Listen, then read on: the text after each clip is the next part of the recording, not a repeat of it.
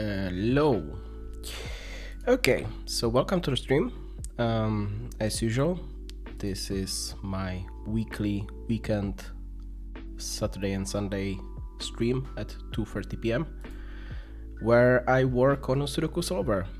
And interesting stuff actually happened yesterday. So yesterday I was trying to optimize the core loop of the solver, and two things happened. First of all, I managed to somehow fix a bug that was in the solver. So previously, what would happen is we would actually solve some Sudokus incorrectly.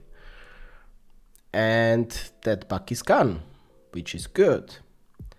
But I also managed to make the solver like 8 times slower. So that's bad. So the goal for today, I think, will be to figure out what the heck happened. I have my suspicions. There are definitely certain things that I think are a candidate for the source of this problem. But I mean, yeah, that's what I will be doing this stream. As usual, if you're watching and have any questions, feel free to ask. I definitely have no issues answering and explaining stuff. If you're watching the recording, then, just ask in the comment section, or, join for the next stream. That also works. Right. So the thing that I changed, the main thing, was that in the Smart Solver now, we kind of have these copies of the state of the puzzle. And I kind of suspect this is actually what's making the solver so slow.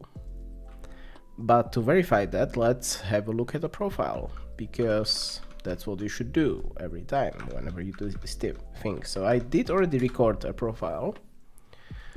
It's a relatively small one because with the solver being pretty slow right now, running it on the entire dataset is a little bit awkward.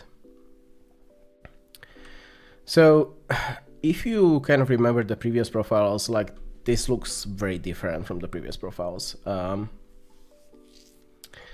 is one thing here that's kind of suspicious, that's taking 10%.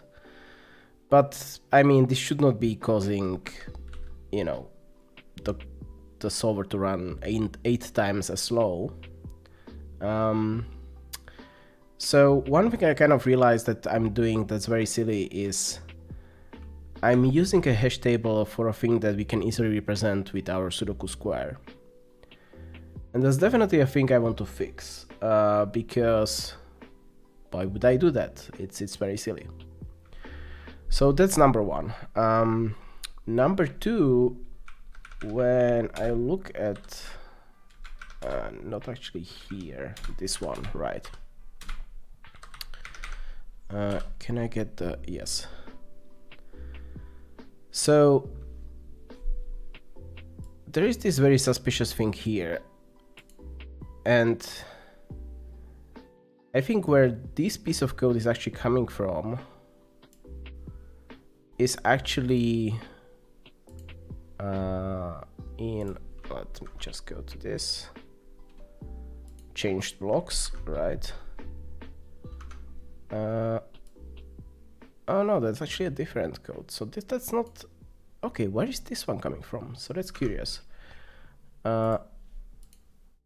Okay. Oh, that was a quick Fury bust.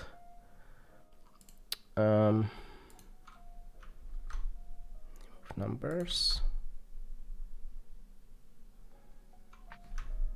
No.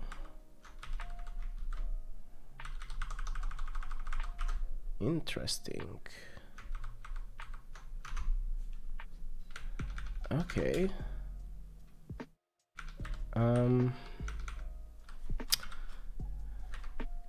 Is there...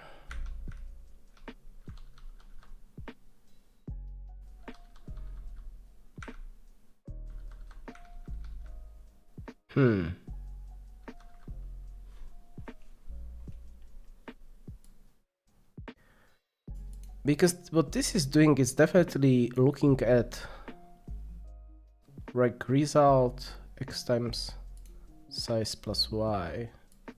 So here we are definitely looking inside of the puzzle.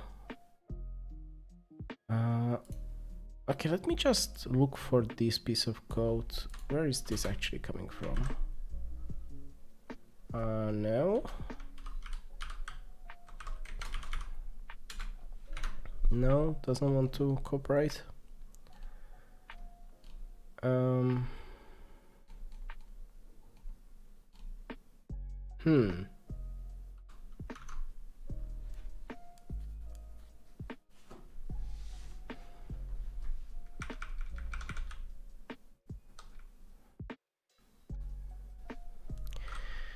Okay, I guess what can we do?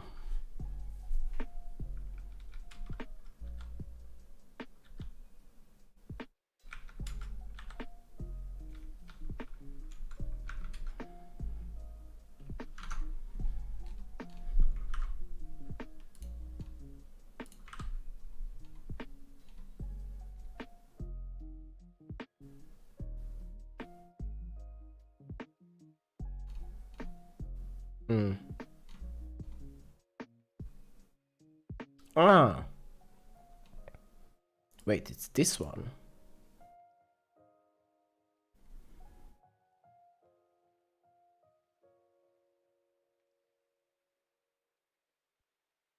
Oh, this is interesting. Why would this be?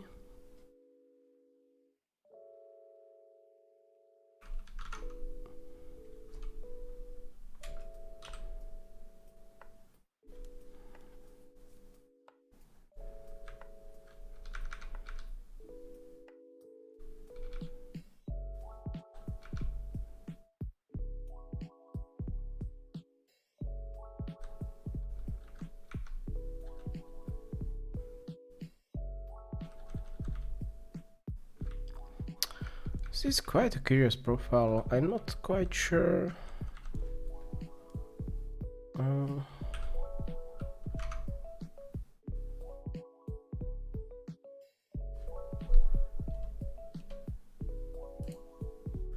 Okay, so what are we actually doing here?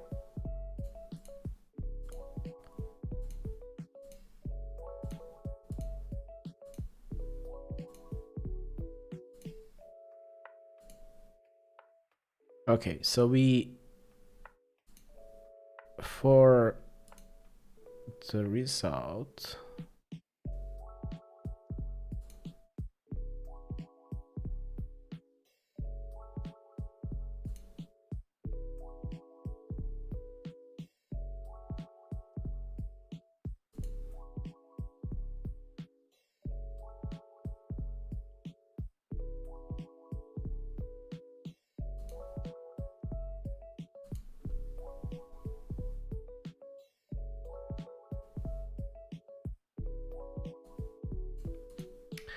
okay, right. This is the change I made last time. So the x times size is iterating over different results, and then the y is iterating within a result, right? So for each result, we union the elements that are in the result, and then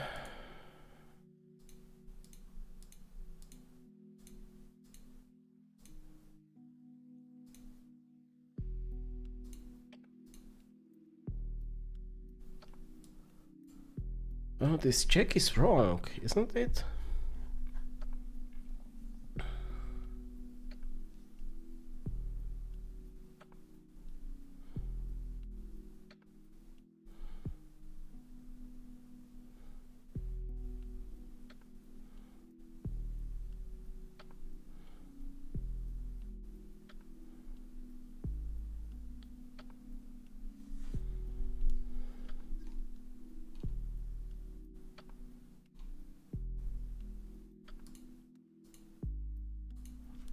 Oh, this is interesting. I'm just realizing that this is a thing I wrote a while ago, but this might not be correct.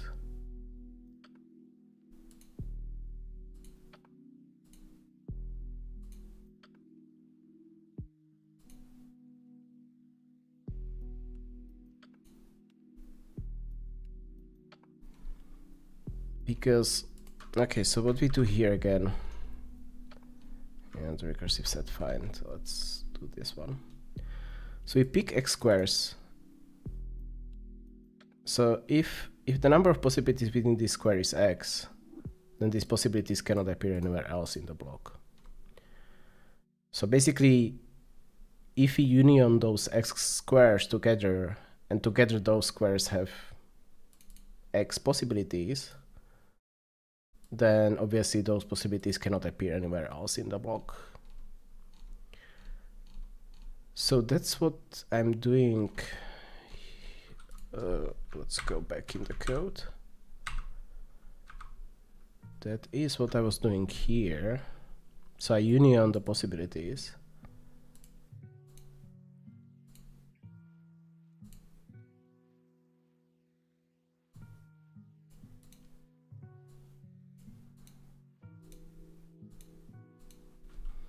Yeah, okay, this is useless check. Basically what I want is if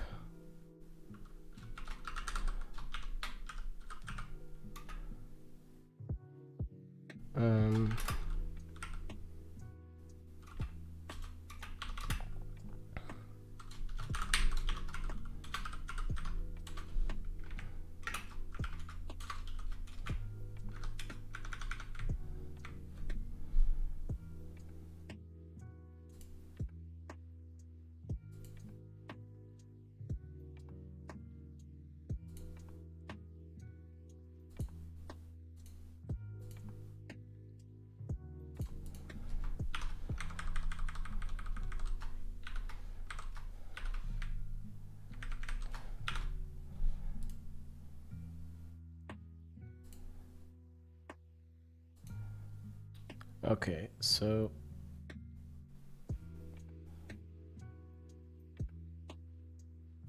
yes. Right, so if I intersect this element with the union, and that is the same as the element, so the element only contains possibilities from the union, and I guess I care about the negation of this. Oh, okay. Why write things easy if I can write them complicated, right? Okay.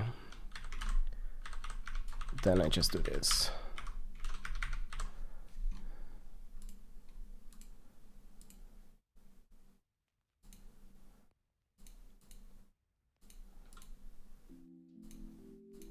Yeah.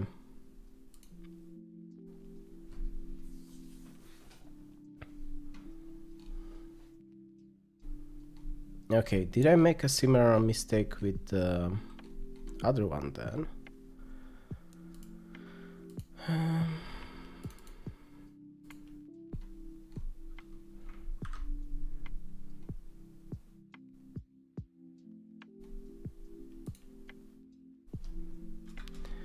Yeah, I guess I could actually write this.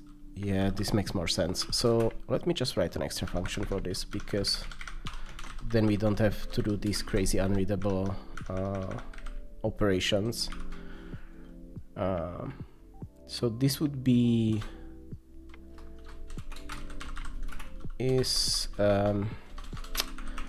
returns whether there are additional possibilities in the square other than the ones given. Right. The given possibilities true if the square has additional possibilities, false otherwise. Right. So this will be has, what do I call it? And I guess this is misspelled. Oops. Possibly. Oh, I'm missing an I. Okay.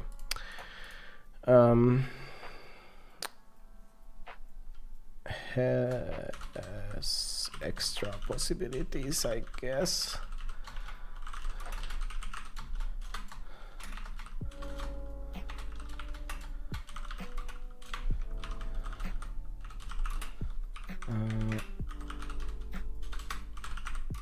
Okay, sure. So this will return whether data and r.data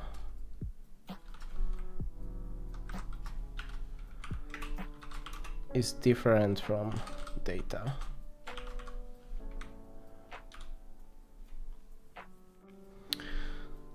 Which happens if, right, which happens if data has additional bits set than the r.data. Okay. Yeah, and this is the one thing that I actually wanted to do with like all these methods. It's properly annotate them. But we can do that later. Oh, this formatting again. What the heck? Come on. Oh, I'm not in the solver. Ugh. Reformat code. Yes. Right. So then in the solver, I don't have to do this crazy. No, that wasn't the solver. That was the block checker. I don't have to do this crazy math here. I can just do lmj has extra possibilities over u, which is the union. Then we do this, right?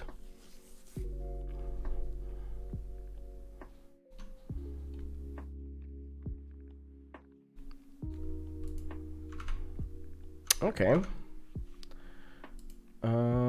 Let's see if things still work.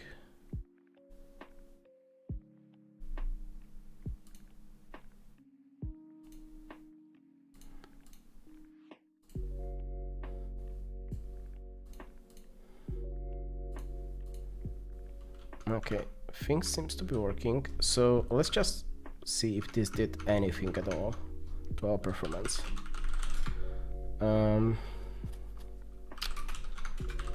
Right.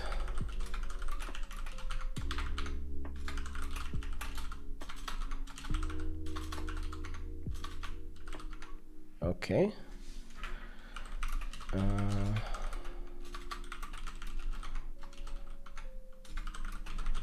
Right.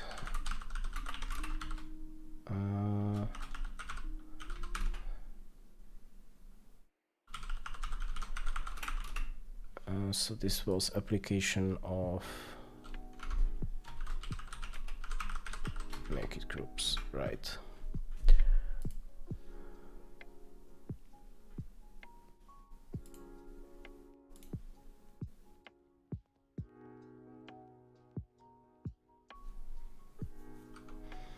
Okay.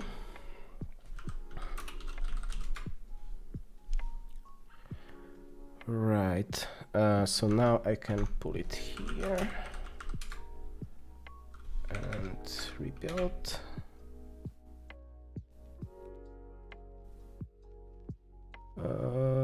Yes, okay.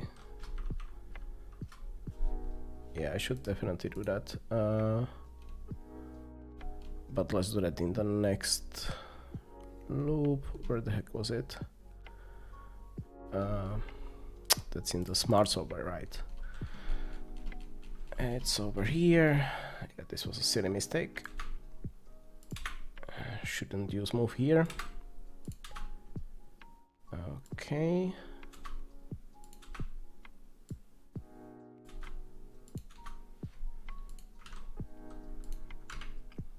Okay, but anyway, that's kind of besides the point. Let's see.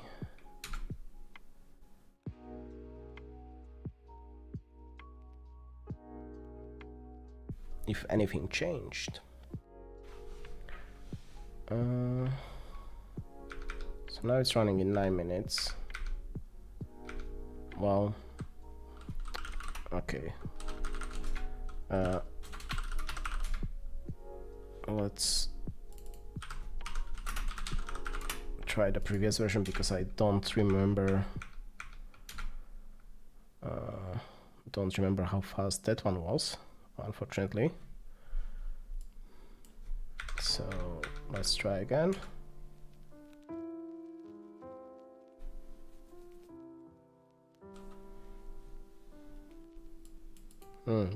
This actually faster.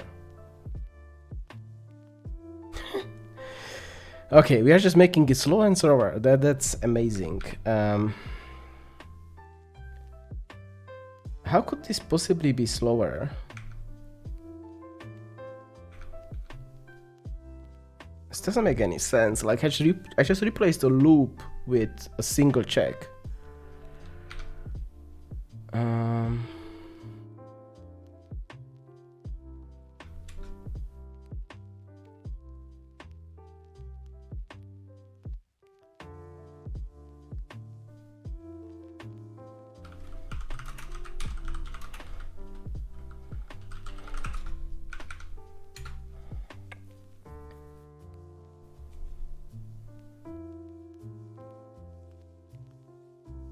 No, okay, so now... Oh, I didn't rebuild, did I? Okay, never mind.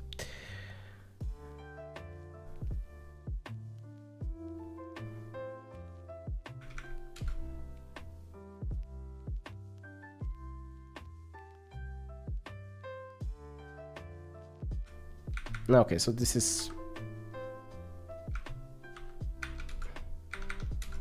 basically saying there's no change. Okay. Okay, well...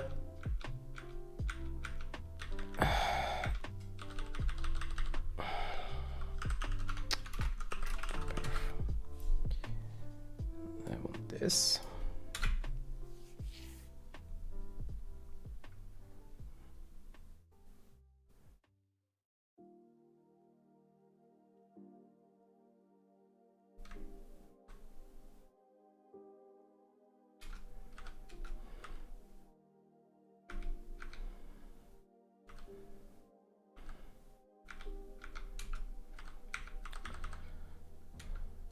Okay.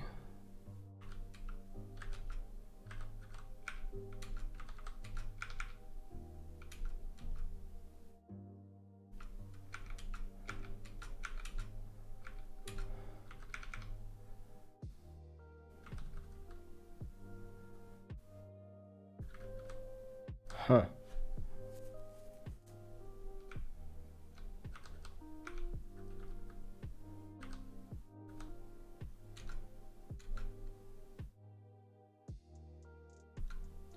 Yes, I think what's happening actually, we are like... Now we are spending 25% of time in the square. Because I think this is what that is. Yeah, that's tricky. Like optimizing is a little bit tricky because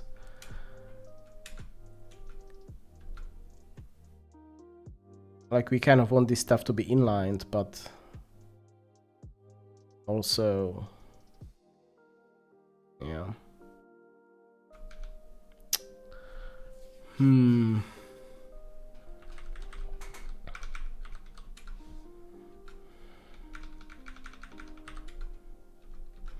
Yeah, okay, let's... Okay, I want to fix the solve intersection now. That might still make everything even worse, but I feel like right now this is taking way too long over time. It's 49% of the profile.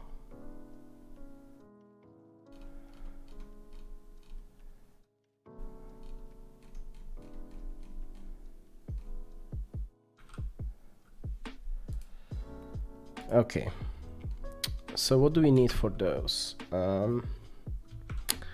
We need another state.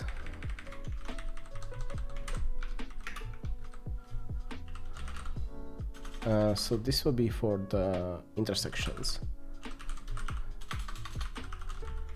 Right. And okay, so last time we looked at this when exactly we want to trigger the intersection. Do we still? Yeah. So we only care if the frequency of the number is less than the size of the intersection. Okay. Only trigger when something changed outside of the intersection. Okay. Only trigger on numbers that are not set. Right.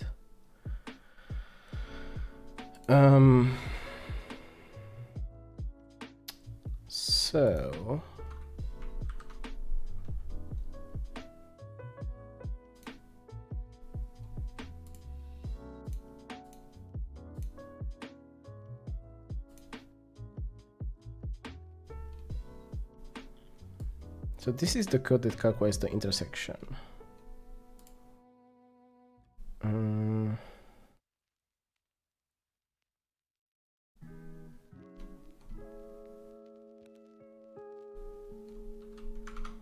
Actually, let's have a look in the profile. Where are we spending the time?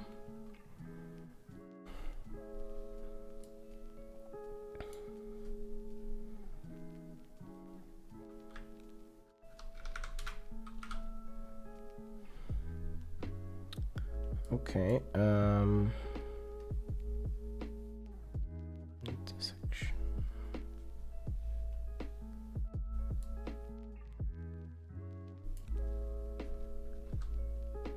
So yes, I mean, this is actually pretty hot piece of code.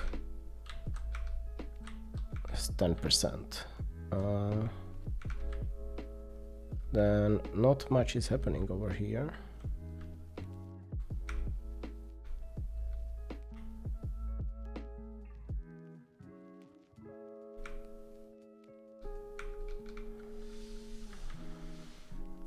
Until the for all numbers. Okay.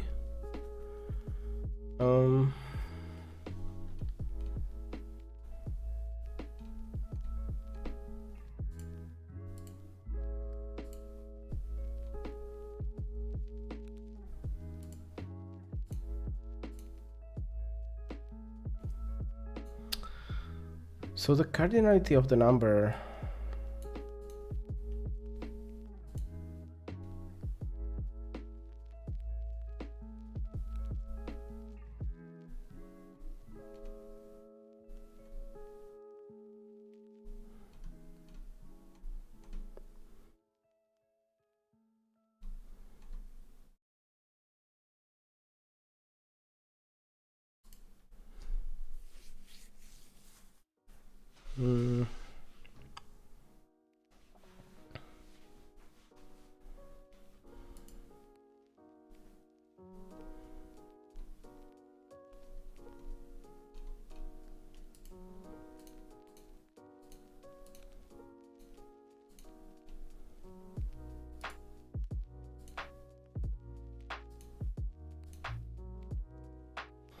yeah, the way we calculated this is not.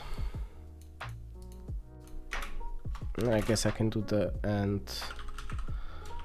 intercard I is greater than 1.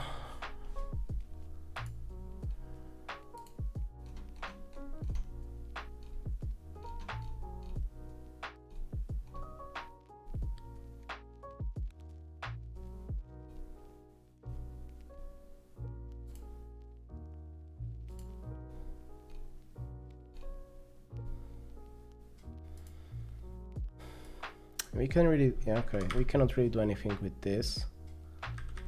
Only trigger, okay, we did this. So the only thing we can do is only trigger when something changed outside of the intersection. Okay, but that's very tricky.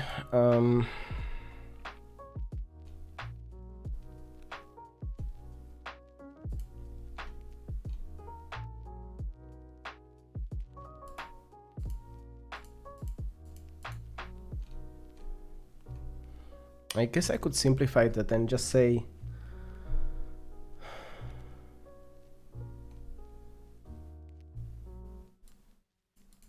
trigger on a square change.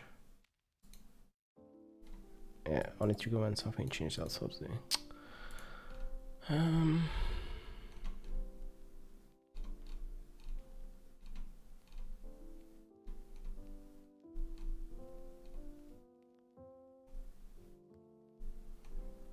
yeah, the problem is this is all super expensive.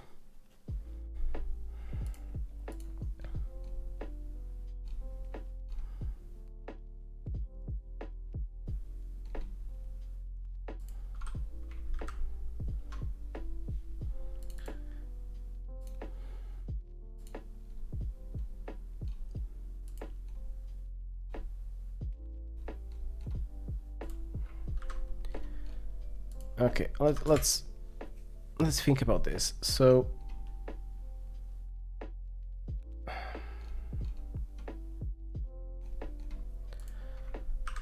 yeah, let's call it solve intersections.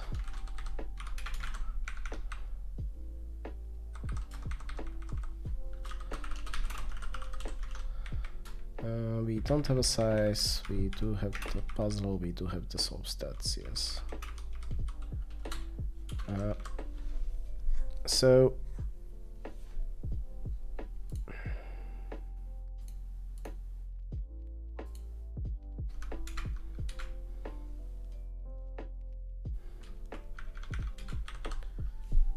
let's just copy the code from the main loop.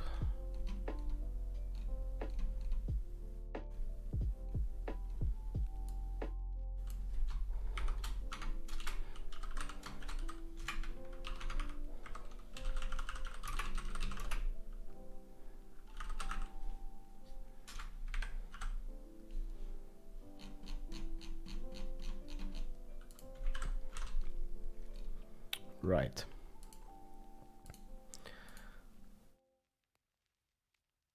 So what we want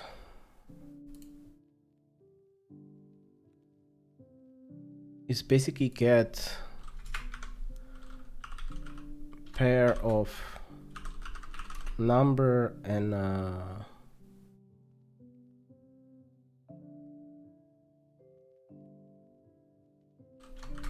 block.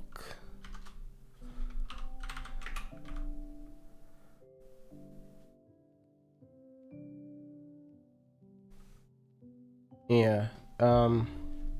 So what I'm thinking is get the list of blocks that have lost some numbers, which kind of refers to the only trigger when something changes out sort of the intersection. We can do that exactly, I don't think easily, but what I can do pretty easily is just get a list of, basically for each number, the list of blocks that have like lost instances of that number.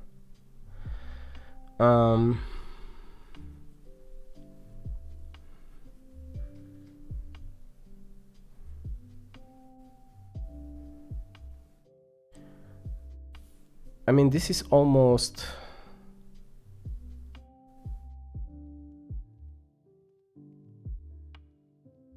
yeah, I kind of want to have actually yes, so on a on a block checker, what I want is actually have a function that's number cardinality.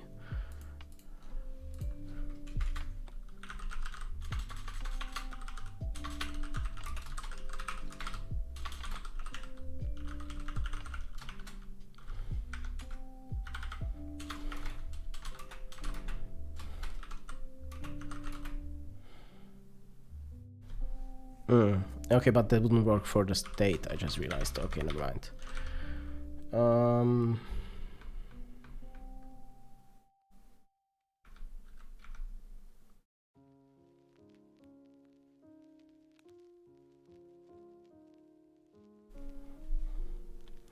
Okay, I can, yeah, okay, I can actually do this pretty simply. So what I can do is, so this will be a loop for every number.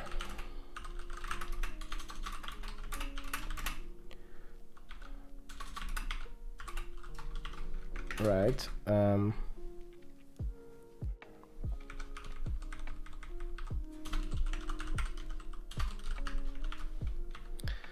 For every number, what we do is we go over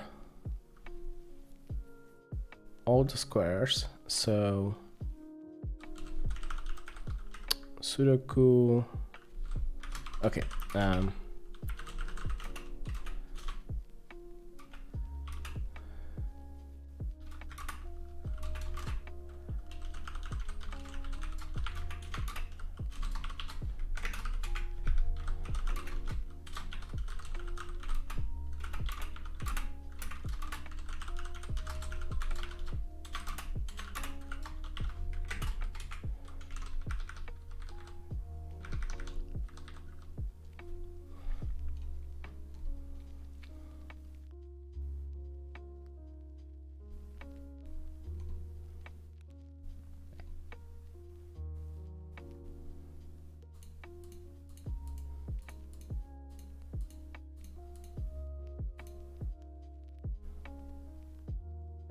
Okay, yes. So for every piece in the puzzle, what I do is Sudoku xy.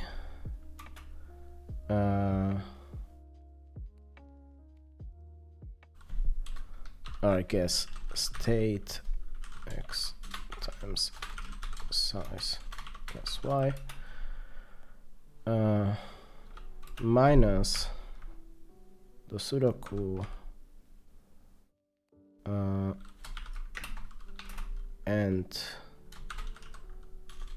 and number, or I guess dot has possibility number. Oops. Right, like this. Is this correct?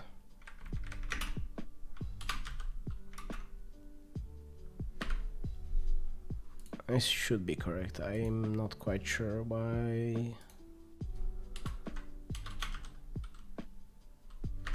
Okay, there's something wrong, but that code should be okay. So we basically take the difference between the old state and the current state, check if the number was affected.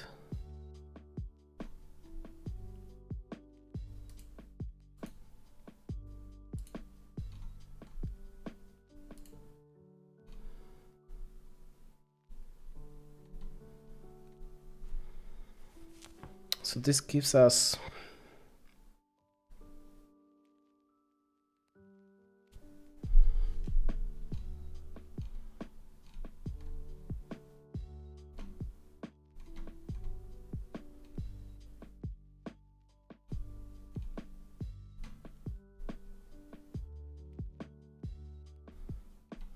unfortunately this only gives us the squares, not the blocks, and we actually need to get to the blocks.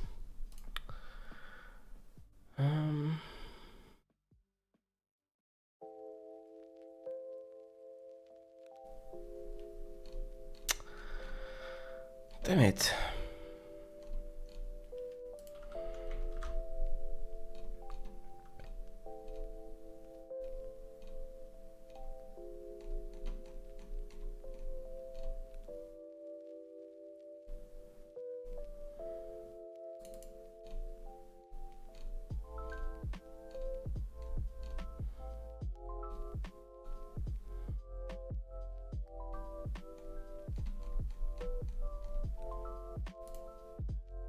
Yeah, I'm kind of getting a sad feeling that this is all getting overcomplicated, which is the reason why this entire thing is running so slow now.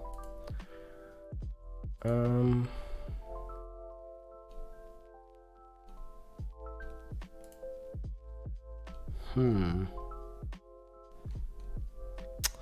think I should go back to my macro benchmarks again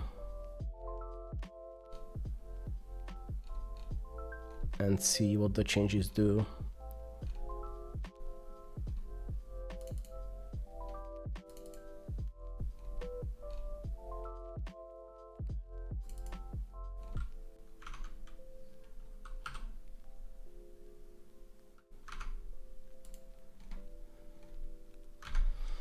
Okay, let's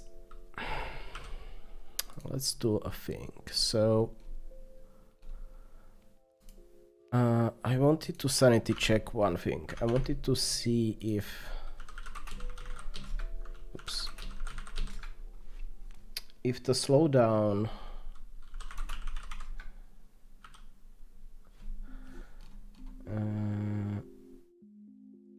yeah, okay, let's just stash this for a bit.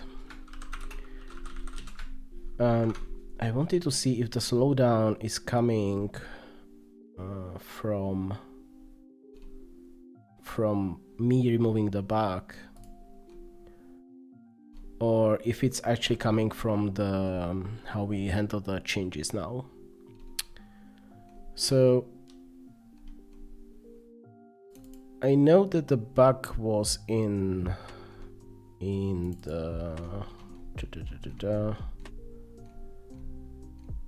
the group solvers.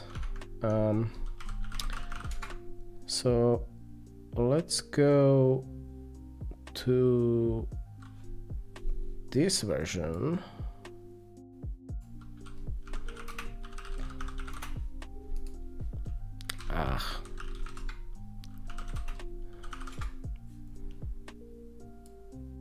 Not that version, this version. Let's copy.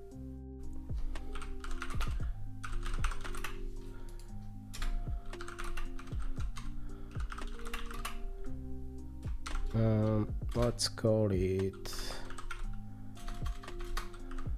investigation. Right. Let's go. Let's just build this.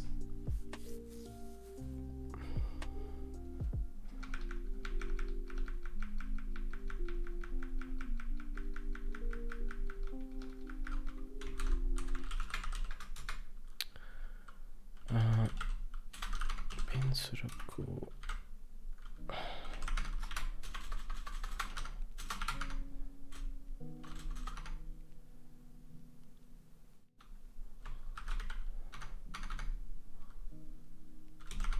I mean, what the? Okay.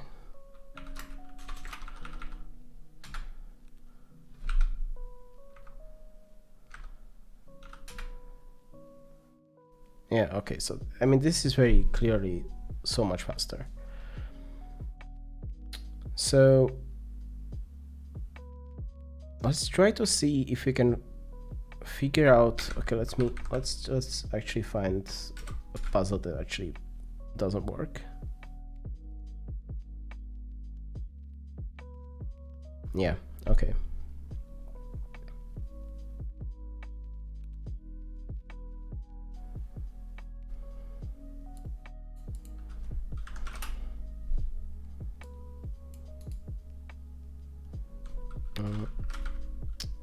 So actually, let me just open the file here.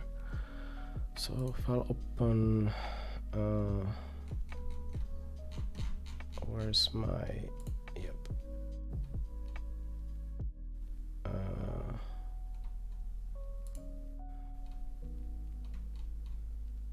Right. Okay. So I want to, oh, I cannot jump to a specific line. Oh, that's so annoying.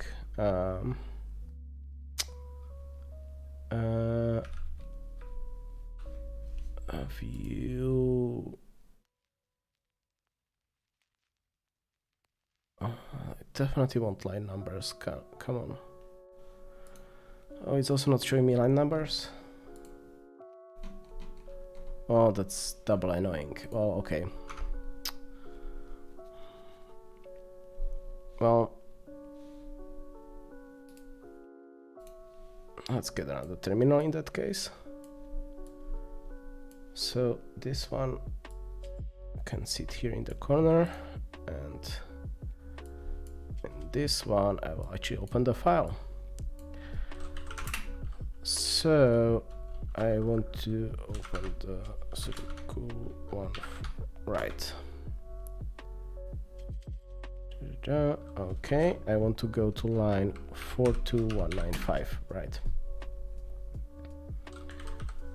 So it's this puzzle.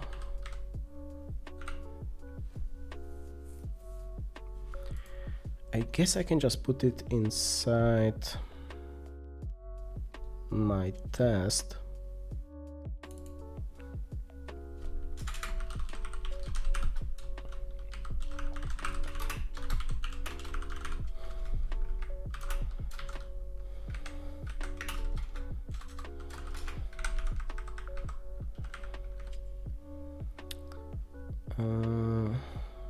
Right.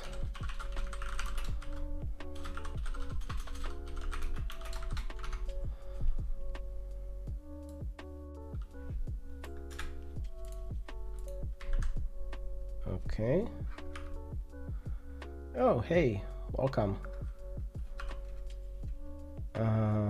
Glad that people are joining from the Discord, since I keep spamming about this project there. Okay, let's just quickly copy this stuff.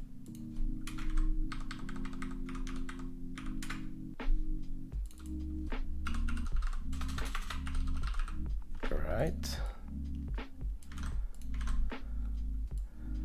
So this should fail, I think, at least based on what the yes, based on what the output says. Yes, okay, so this failed. Now the interesting part is what actually happened. So first of all, let's not make this recur, let's make this check, because we want to continue. Hey, thanks for the follow. So we want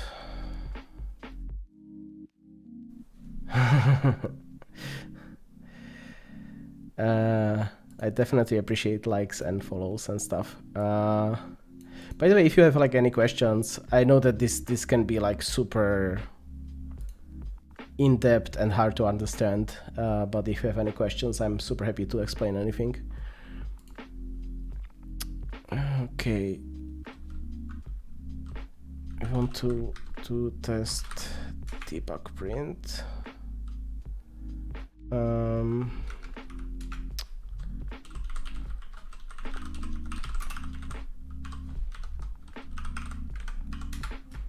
And was it lock?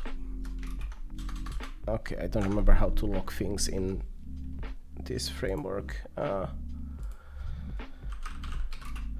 Check to message, I think. No.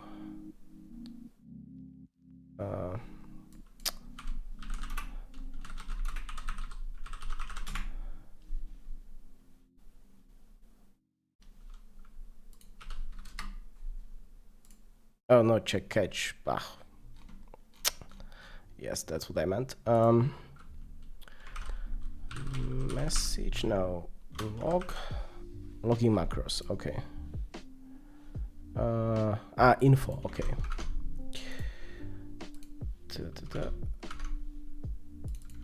Info.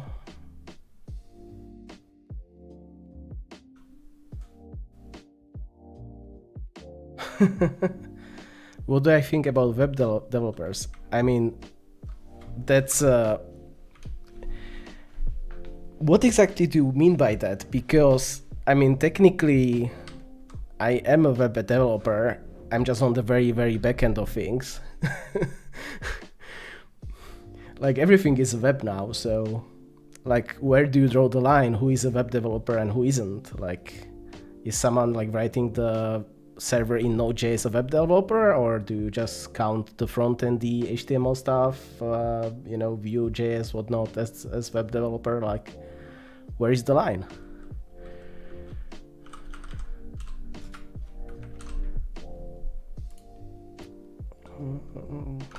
No, I'm doing it wrong, damn it.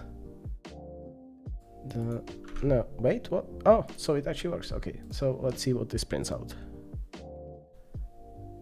if it prints out, and if it doesn't print out anything. Damn it.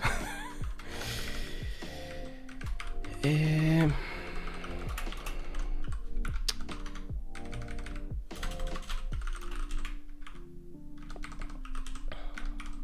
I think I need to do it in this kind of upside down way.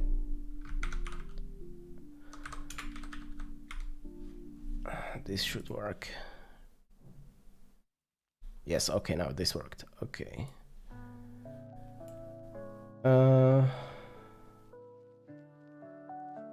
Huh. Okay. This is definitely not the output I was expecting.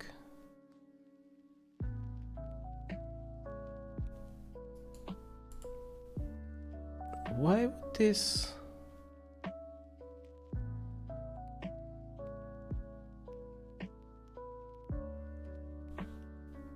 This output is basically saying we didn't touch the puzzle at all. And that's weird. Well, actually more than that, this is actually saying that we didn't even correctly read the input. Okay, let me just double check if like things make sense here, or if I like accidentally miscopied stuff, which is definitely possible.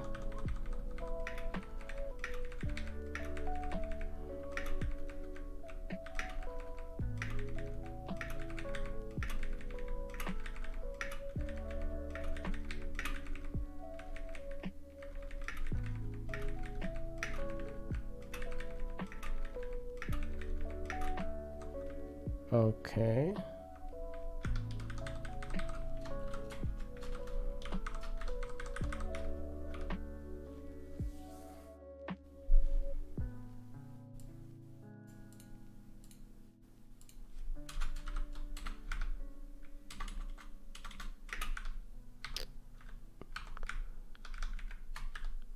I mean, this looks actually correct, so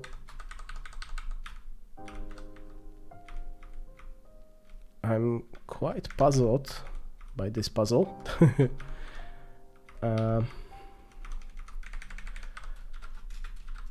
Why would this not read properly? I do not know. Let's just try this. No, that didn't help. Okay.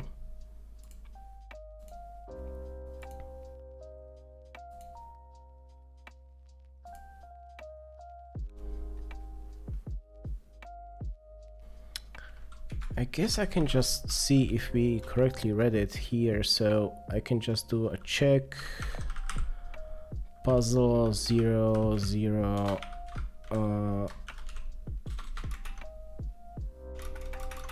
What's wrong with my code completion? Damn it. Reload.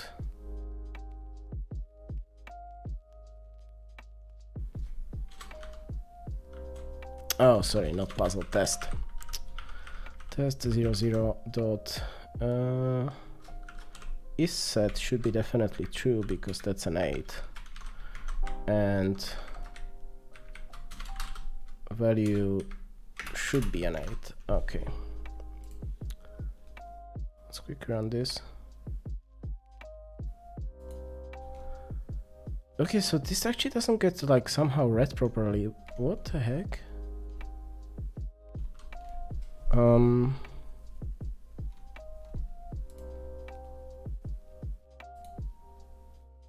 Oh, because I skipped this line. I'm such a moron. Okay.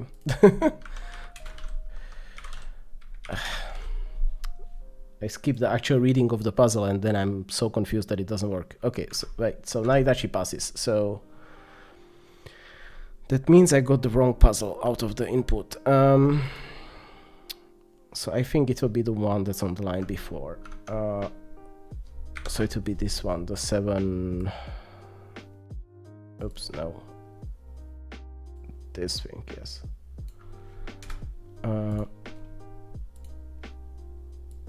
So let's just replace this with this, right? Let's try. Oh, well, now obviously these checks are nonsense. Okay. No, this still works. What the heck? So which one is it? Is it this one then? I mean, it's definitely around this line. It's just that and there's some weird of 1x1 errors happening. What the heck? Okay, let's actually do it differently. Let's make the main print out the line that was incorrectly solved, because otherwise I will not freaking figure out what the heck is happening. Right, so incorrect and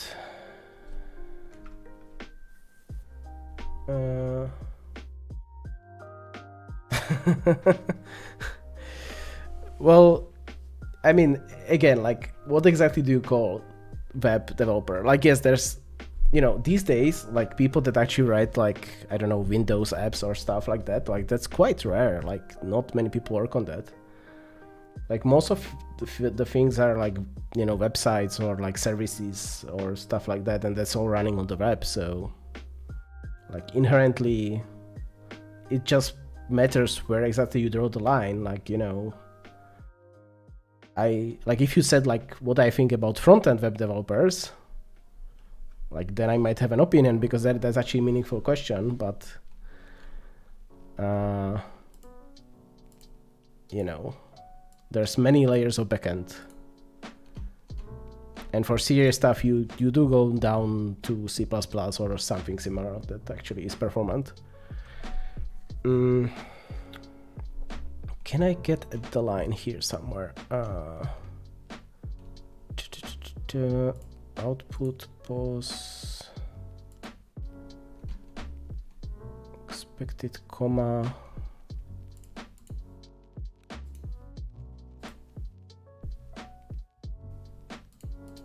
output.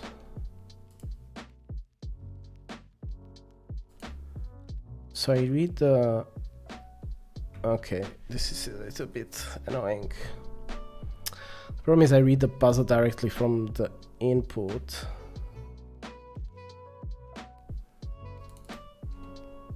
Oh, but I have the output. Okay, so that's fine. So let's just.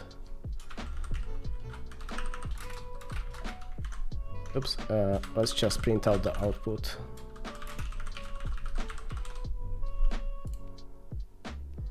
Okay. And let's run this again. Build it, of course. So this should print out that is the solution for the puzzle, not the input, but like from the solution I can actually find the input.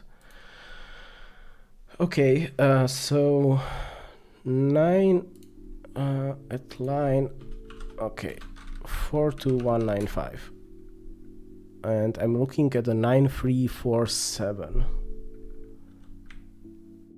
Okay, so it is this one. But wait, like this one somehow passes in my test and fails in my main? That's weird. Not impossible. But certain, like, yes, I mean, this is exactly what I have here right now.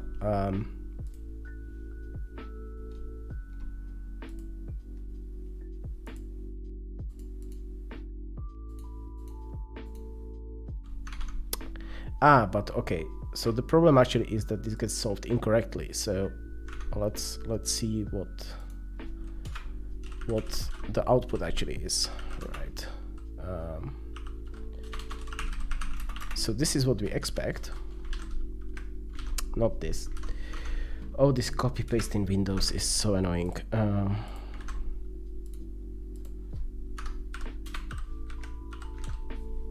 Okay. So this is the output we expect. Okay.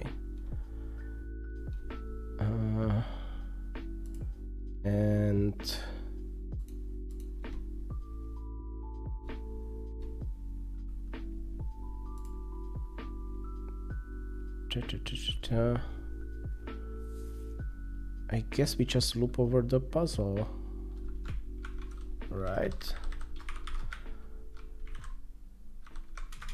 So for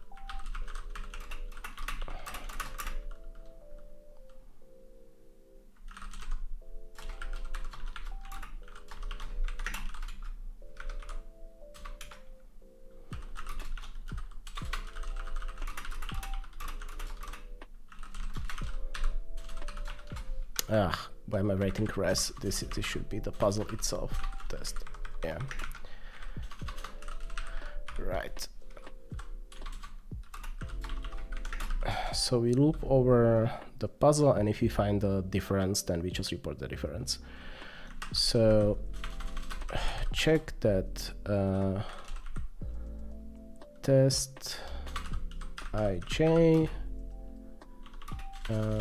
dot value is the same as expected I times size plus j minus 0, right? And okay, let's just do it like this for now, and let's see what happens. Oh, testable size, right?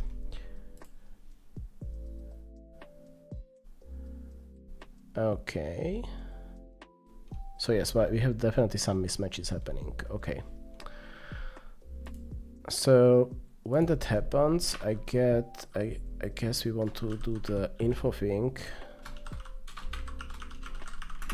Position I j, and if I understand it correctly, this will only be printed if the check actually triggers. Yes, position 1.8. Okay. And so I don't have to actually calculate this. Let's also print the actual position. So this will be I times test dot size plus j. Okay. So 17. So okay, let's go through the effort of formatting this into something more like a Sudoku puzzle.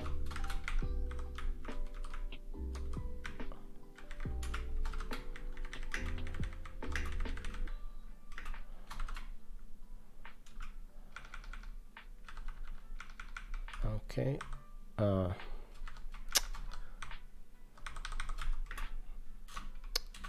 Yes.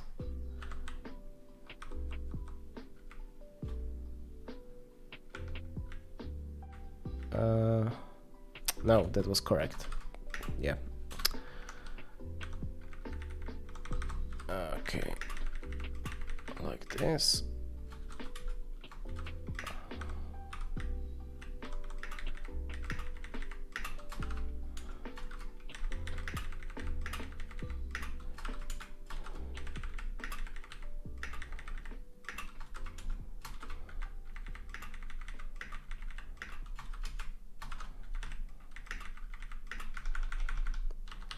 Okay.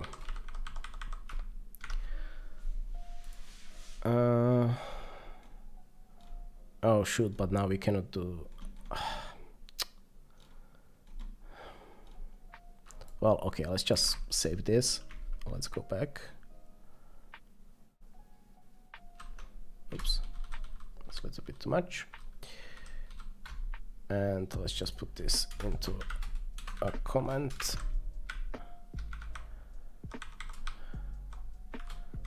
So I can look at it. Right.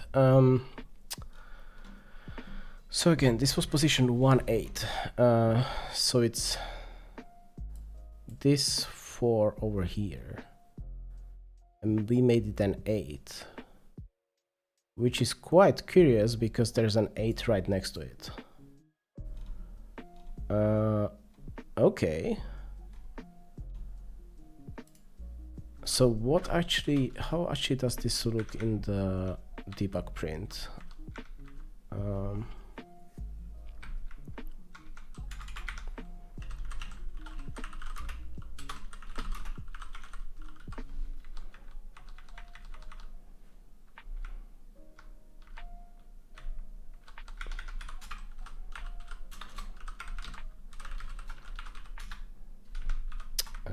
Not clear. I want no. What the heck was the method?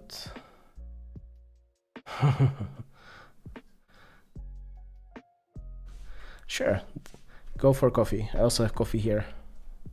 Coffee is great.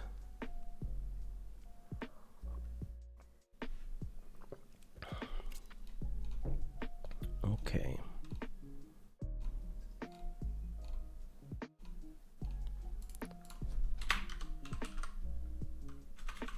Oh, damn it. How do I clear a string stream? I always forget these things that I don't use all the time.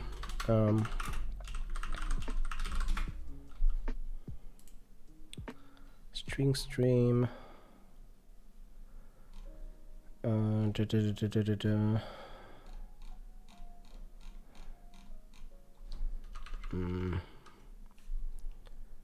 so just okay, so just like this, out like this. Okay. So then I want to get the debug stuff. So that would be test debug print and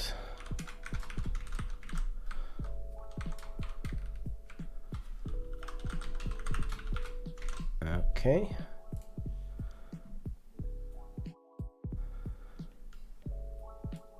Yeah, okay, this is quite obviously broken.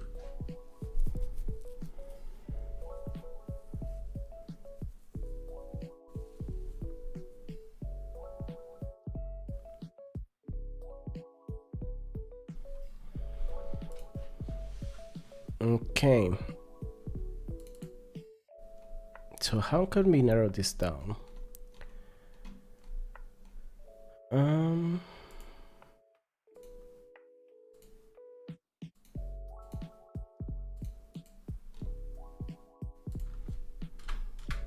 We can do something like if Sudoku has conflict,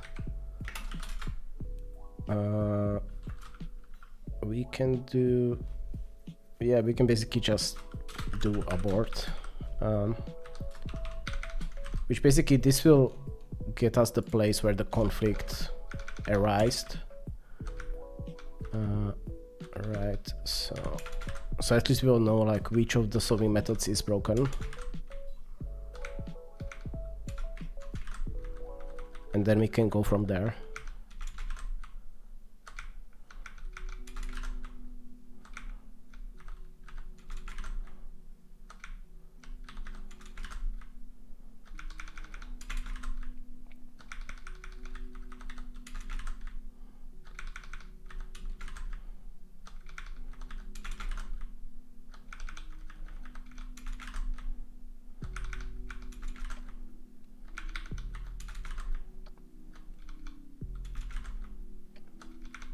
Okay, so now if I run it, it should actually, yep, crash. So if I run it in a debugger, okay, so where did it, okay, so it, one of these two is the culprit. Okay, so we can narrow it down by doing this, stop and rerun. Okay, so it's solve hidden groups that's causing the bug. Okay. So let's see, what are we doing here? How can we end up with an 8?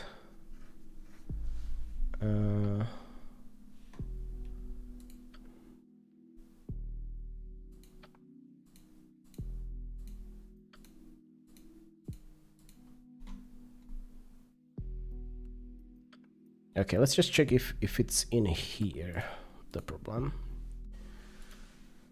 So we initialize a square, reset it to empty, sure. Then we go over one result.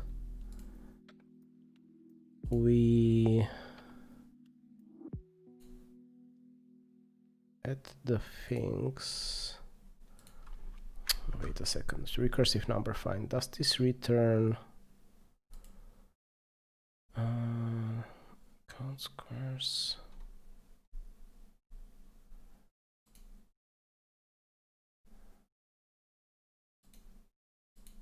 Okay, so this is zero based. Okay, so that's fine.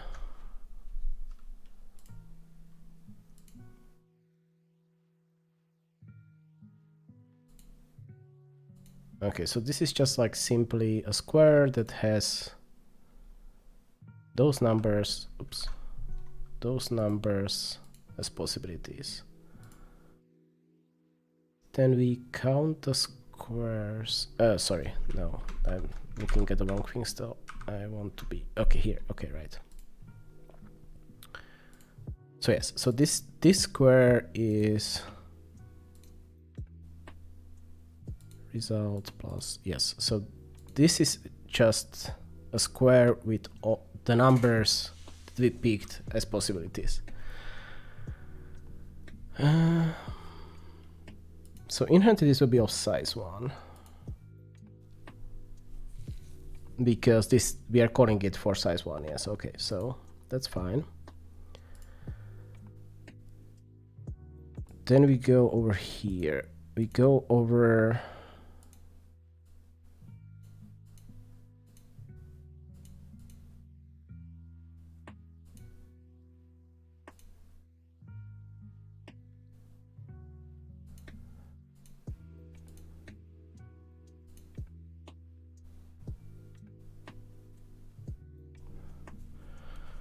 wait a second.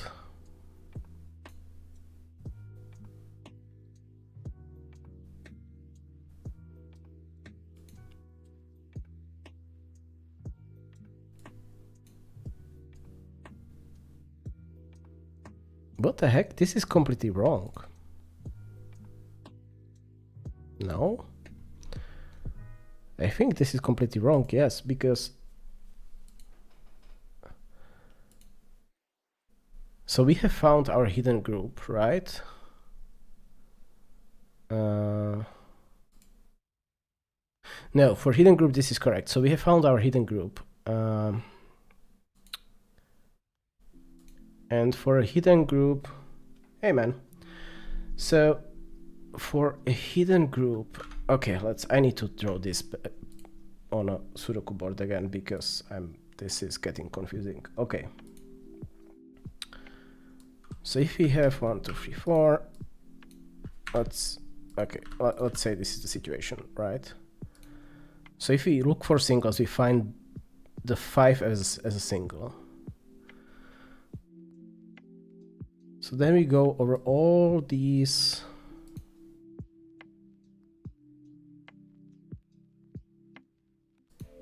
Yeah, okay, that's actually okay.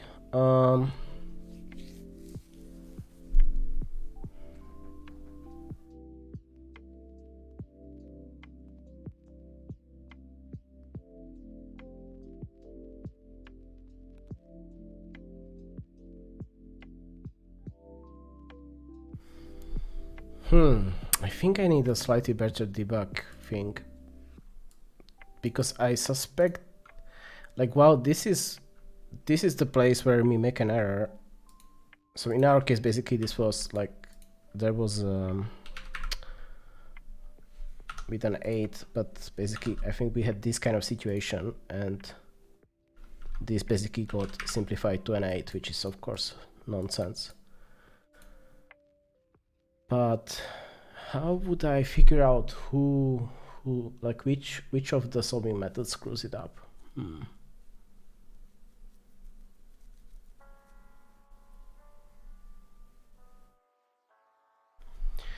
I could basically look for the moment when I remove. Yeah, okay, so this will be a little bit tricky to do, but basically I want to try to find the moment when I remove a possibility that's part of the solution out of the puzzle. So let's say if like a particle square needs to be the value 6 or something, when I remove the 6 as a possibility, that's when I screw up. Like it might manifest later by like this picking up on the fact that suddenly there's no 6 and solving the puzzle in the incorrect way. But the actual mistakes happen when you remove the 6. So how would I do that?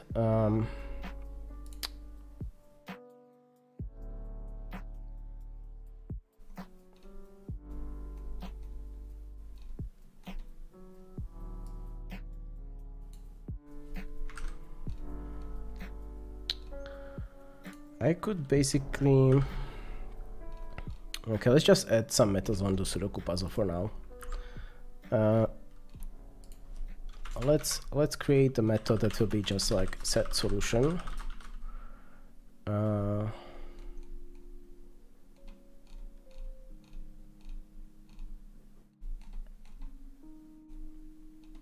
I guess that will be another Sudoku puzzle, I guess.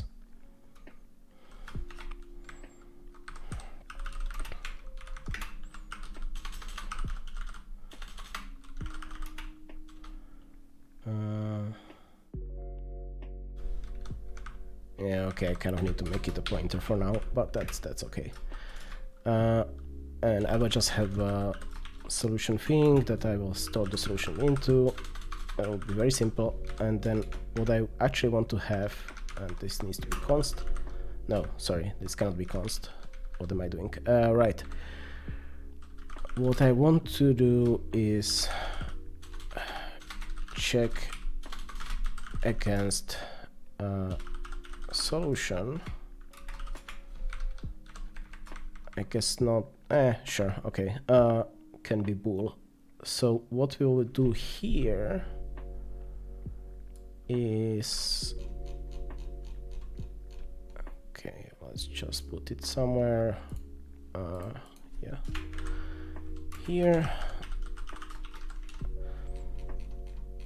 So what I will do in the check against solution is I will just loop over all the things.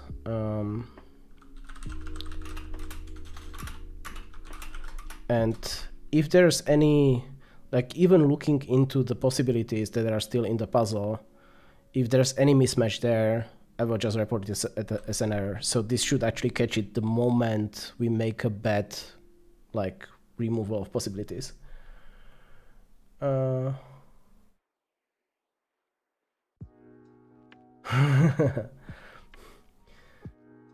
Yes, I have finished university a long time ago.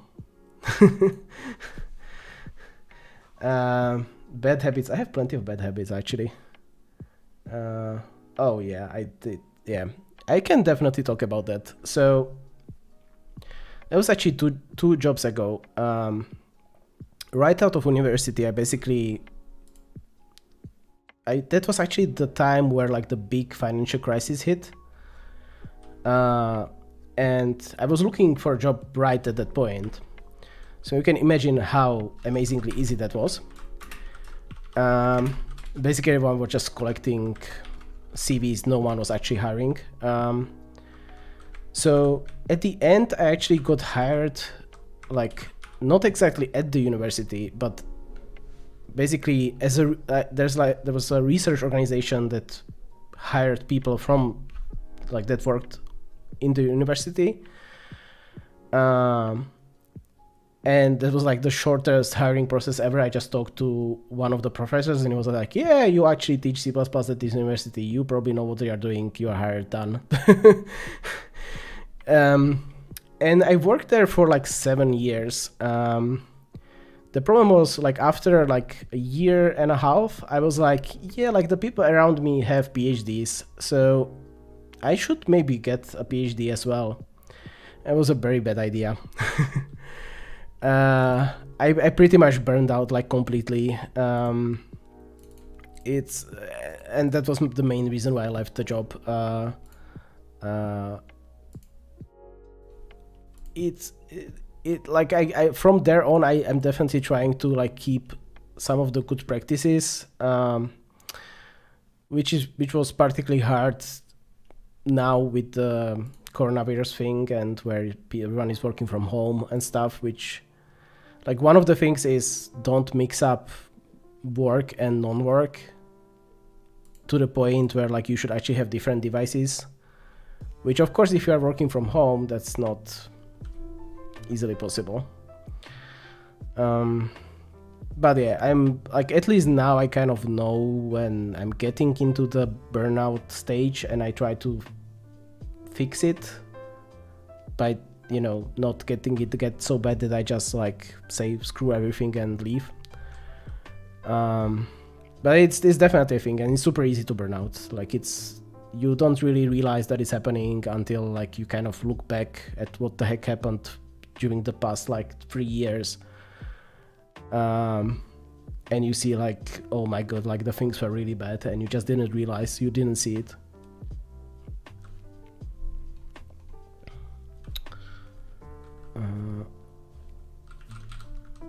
Data IJ.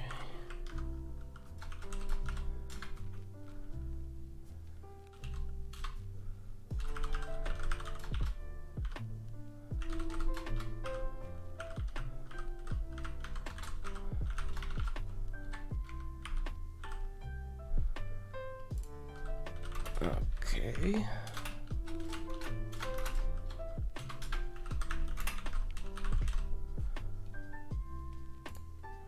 Right. I think that should be fine. I guess we should make a check here if solution is null pointer, then just return true. I guess here also return true. Right. So what we can now do in the test is we also parse the solution. So stream.stir expected.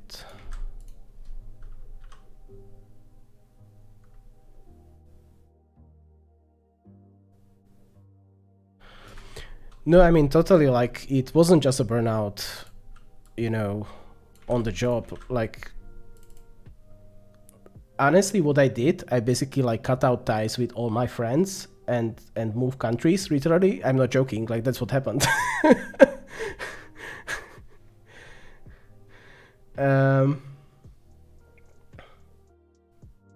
Yeah, I'm 37, just FYI.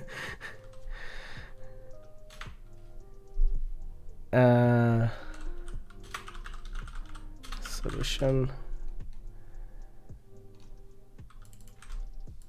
Okay, then we do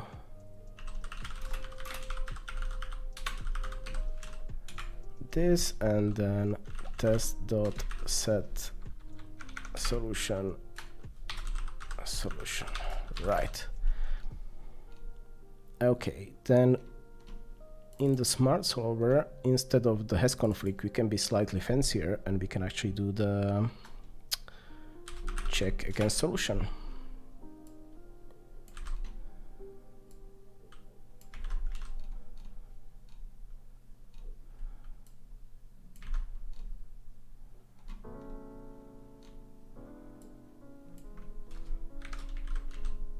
Check against solution.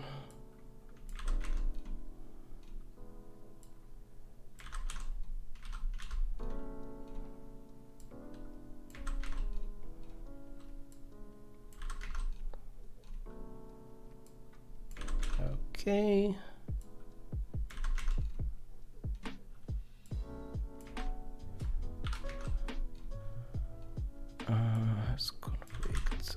Okay.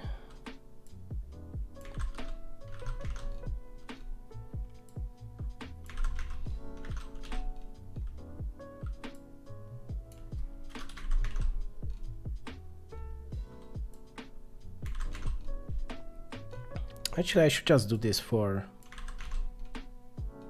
like even when normally solving the Sudokus. Like this will make it slightly slower, but I mean, since we are still developing it, yes, okay, this should be, it's a pointer, so like that. Kind of makes sense to have like this kind of sanity checking.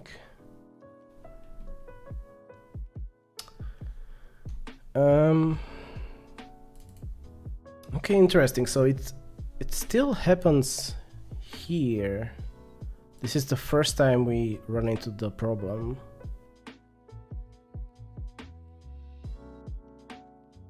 Huh.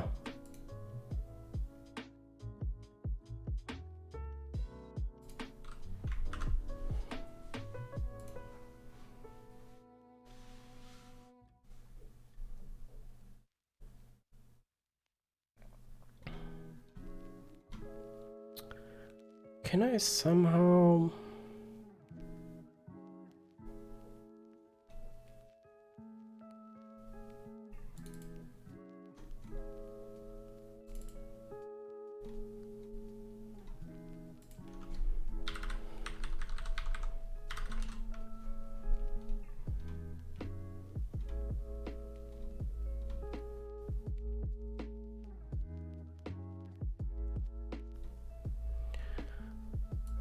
I definitely thought about making my own company, but like the problem with making your own company is like I'm good at being a software engineer. I'm not good at being, you know, like a CEO.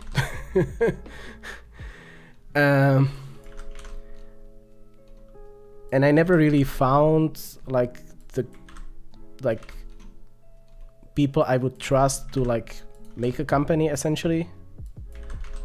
I did actually have a company for a while, but like it didn't. Literally the company did nothing. So it's a very different skill set, and I mean, honestly, right now I'm in a startup and I'm quite happy there. Okay, let's see.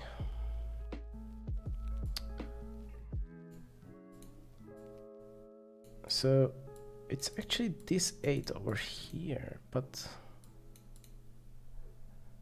like the weird part is like the 8 actually seems to belong there, because like looking at this column, it's like 1, 2, 3, 4, 5, 6, 7, 8, 9. Like, yes, like obviously the 8 should be here.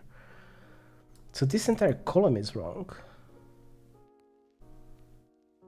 But I mean, then looking at this column, it's like 9, 8, 7, like it looks like everything is consistent. What the heck?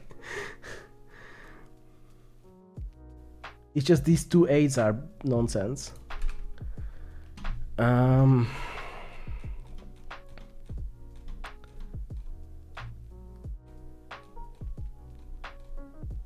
Okay.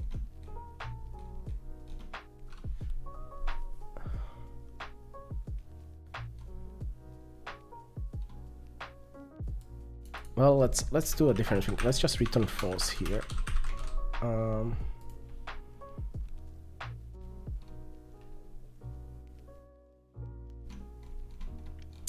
Okay. So good. Now we have a better state of the puzzle. So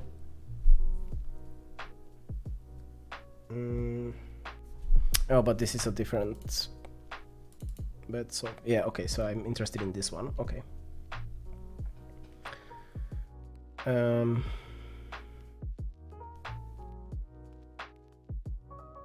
Wait a second. I thought there was supposed to be an 8 over here. Or am I just hallucinating? 5.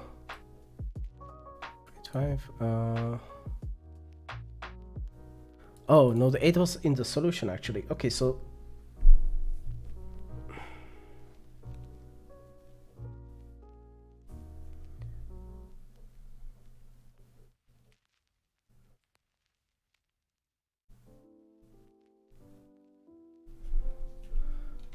So this should literally be the situation...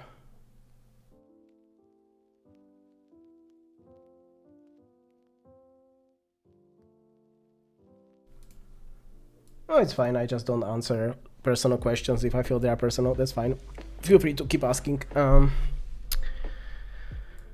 This should be the first state where something is broken, I think.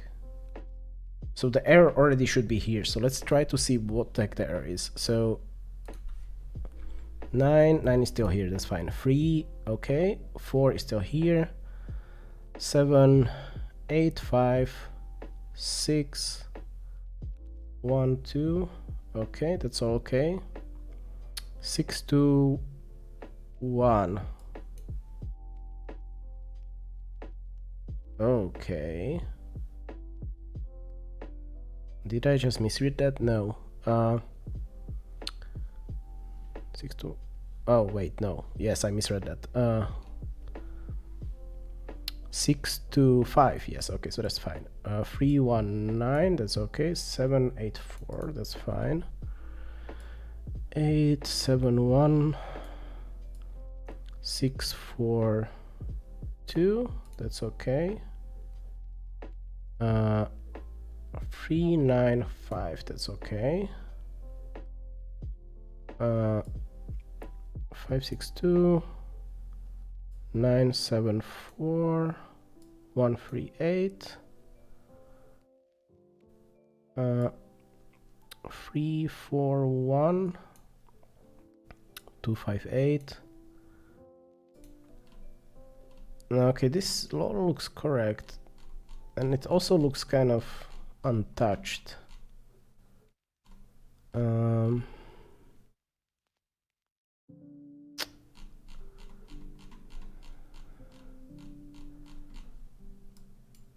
Okay. Let's change the test slightly. So let's not do this loop here for now, and let's do this thing over here. Okay.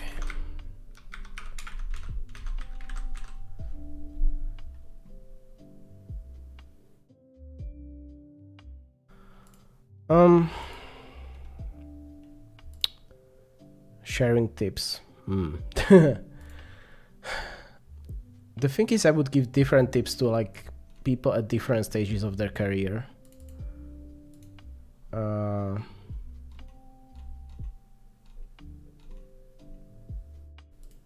I guess one universal tip is just talk to people. Like, the most difficult part of IT is always communication, and that's both on the software side and the human side. So, you know, talk to people. Ask questions.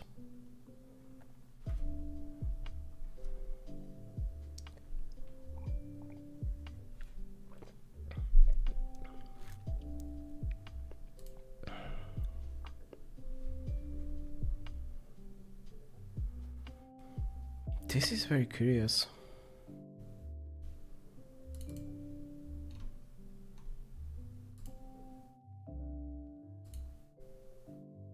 Oh, because I'm a being moron. That's why.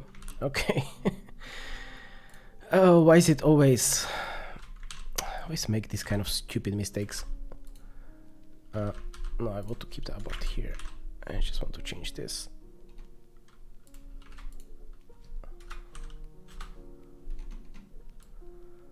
And I mean, honestly, as far as your career goes, like it can look so different based on like what like direction you want to take it.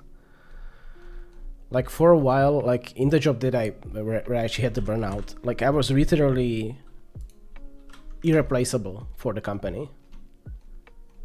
I was the sole expert on a system that was critical to absolutely everything.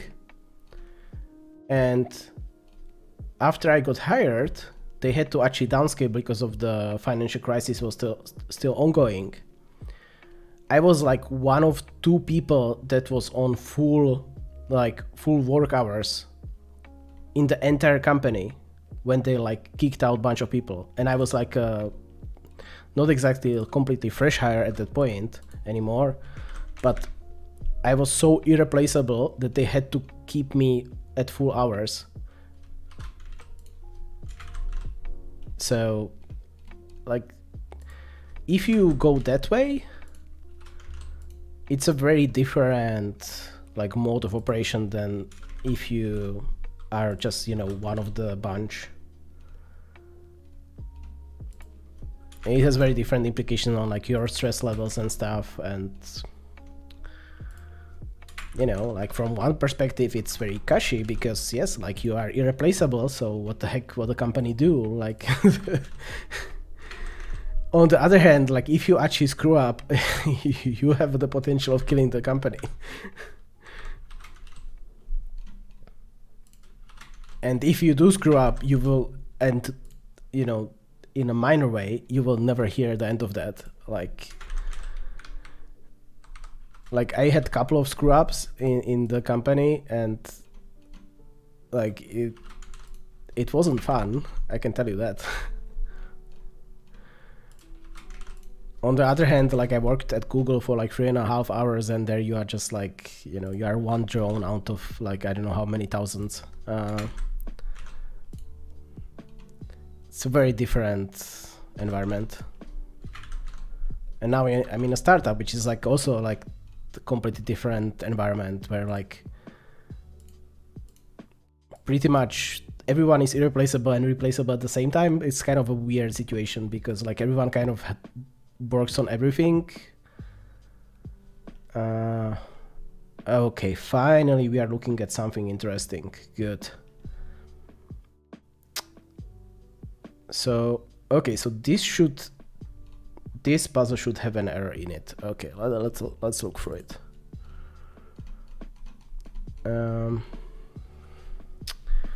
Okay, so 9-3 is okay. 4-7, so this will be eventually a 4, so that's, I guess, still okay. 7, okay, that works. 8-5, 6-1. Okay, so the first row is correct. Next row, 6-5, 3-1-9, 7-8-4. Honestly, it's not that hard to actually get. It's okay. It's not that hard getting hired by Google. It's just you might need to try multiple times. Because there's a lot of variance in the hiring process at Google, honestly. But really, if you want to get hired at Google, you just need to go through like lead code for like a couple of months, and that's all you need to do. Now, the thing is, if you have like high standards and you actually want to get hired on like a senior position, that's a completely different story. That's basically impossible. But if you just want to get hired, that's actually pretty easy.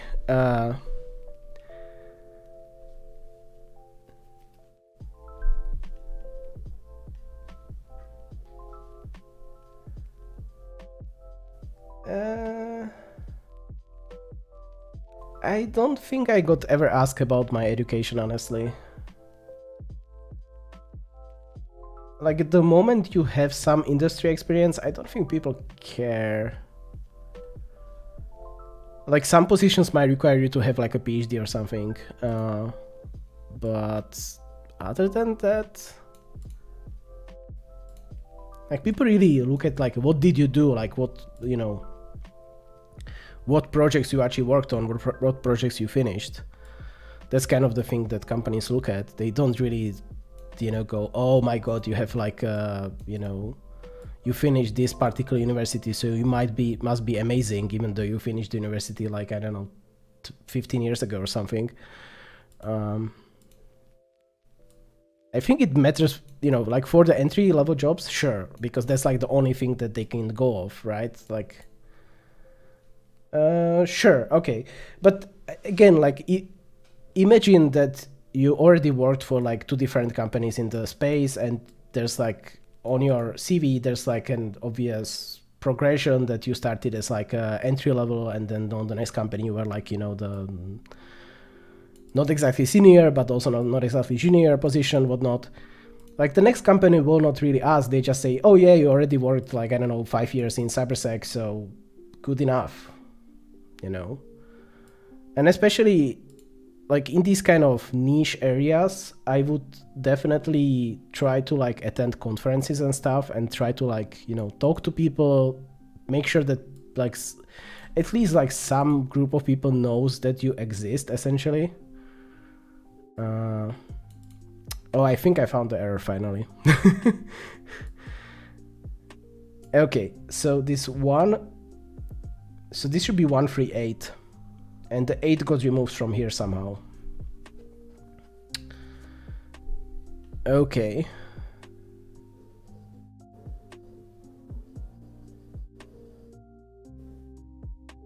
Okay, this is interesting. How did we lose the 8 from here? Huh.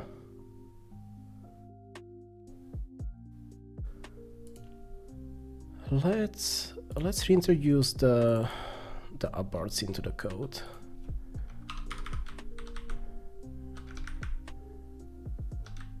Now that I fixed the condition, now this should actually stop at the place that broke it.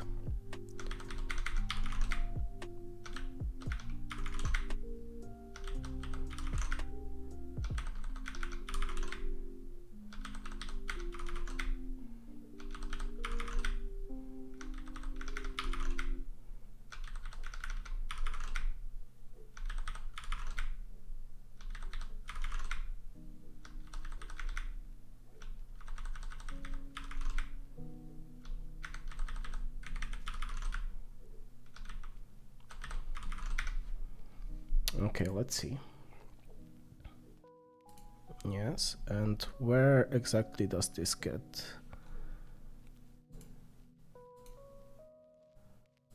Okay. So this happens on a okay.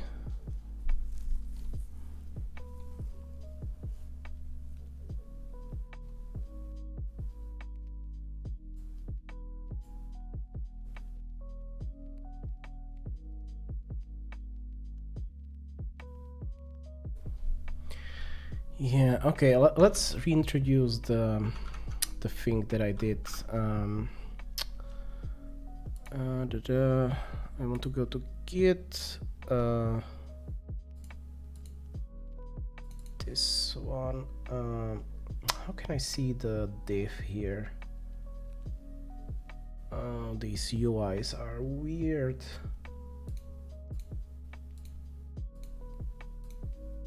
Oh, okay. Yes.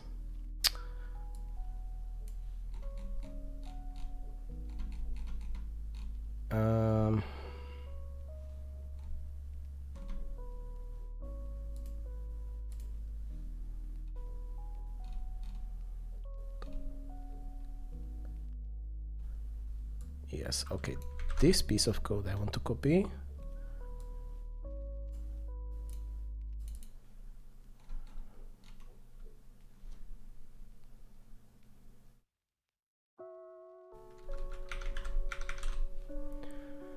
Yeah, honestly, I think so. Like most companies, I mean, at least the ones I looked at.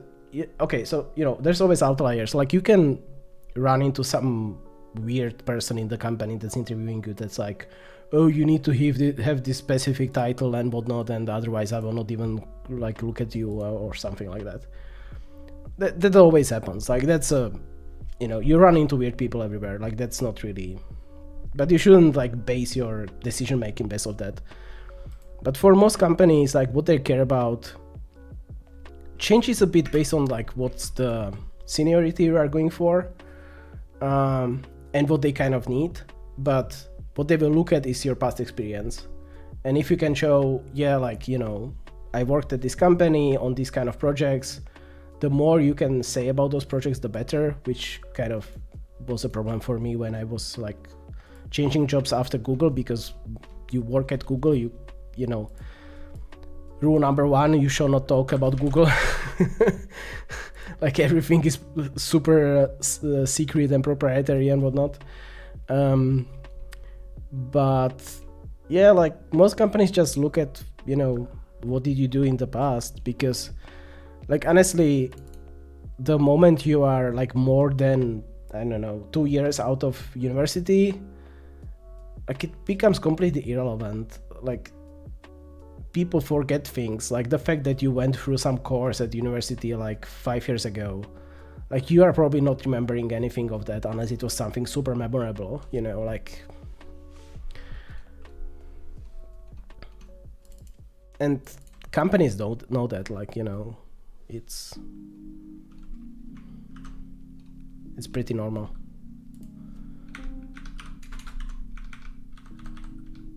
Okay, let's just simplify this to this.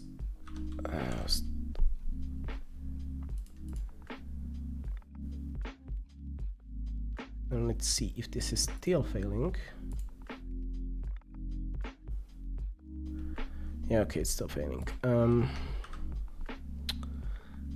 So how the heck do I figure out?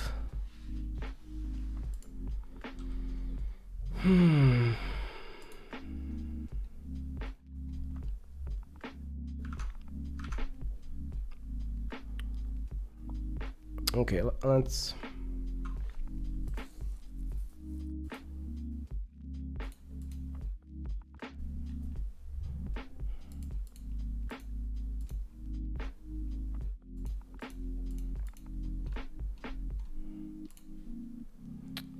Okay, if I just switch this around for a bit again and look at the output. Wait a second, it's still failing? What the heck?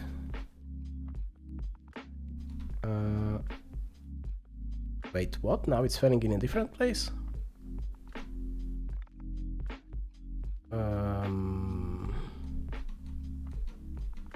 How exactly is that possible? Return false, and this should have the same effect. What the heck?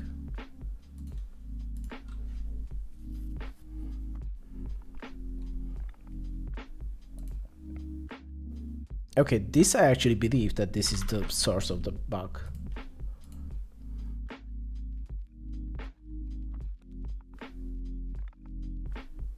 Yeah, okay, so this makes way more sense. Okay, now.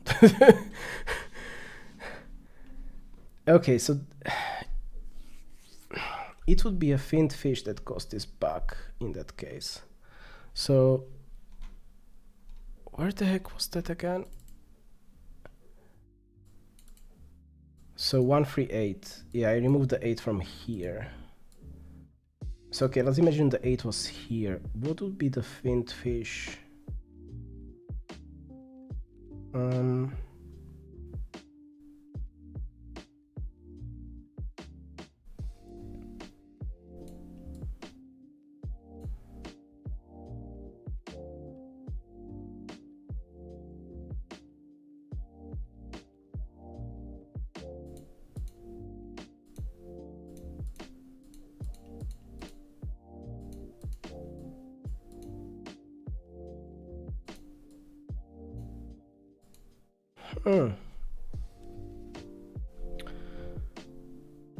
So if it removed this 8, so either it was a column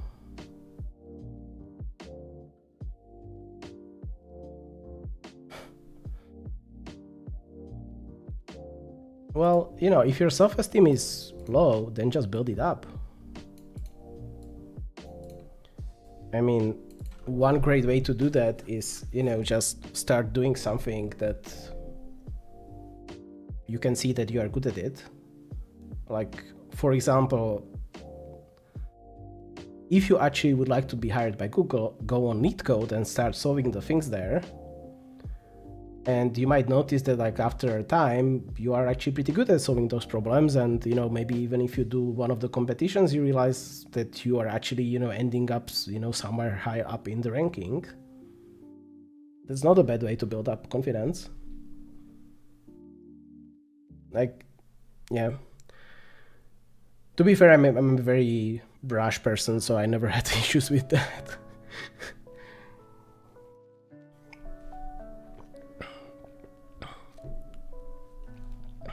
But yeah, I mean, you know, like I'm very confident with me being a complete moron and, you know, not knowing things. And I kind of think that's kind of a way to survive overall. Like, just be confident with the fact that you don't know nothing and you are probably wrong when you say anything.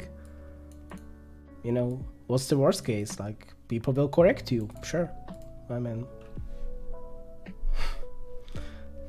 I mean, look at me right now. I'm streaming, trying to debug a thing where I somewhere in my code there's a bug, and it's like the entire stream, me just trying to figure out where the heck the bug is.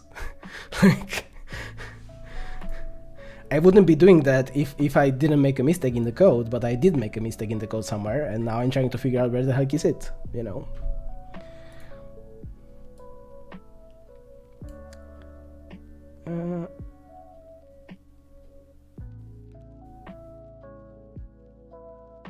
Like, for example, now I really cannot see why would this actually trigger as a for this rule, because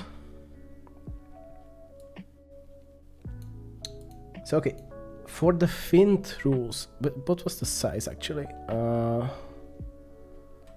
Oh crap, I cannot figure that out right now, can I? Right? Where the heck was it? Smart so oh yeah, so okay, so it was size 4.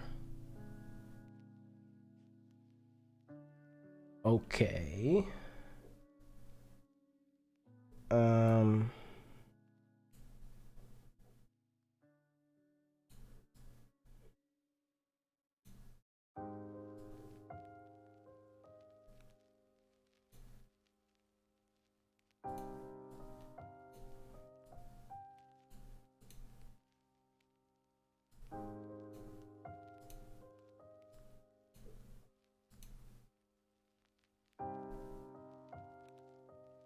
Oh, this is very interesting. So size 4 fish. What would that be? I mean, this almost looks like it's this row, that would be 1. This row, that would be 2. This row, that would be 3. And this row, that would be 4. So how many columns is that? That's these 2 columns.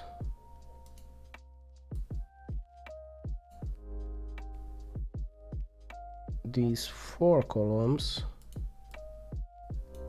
No, so this is a 5th column, so that doesn't really work.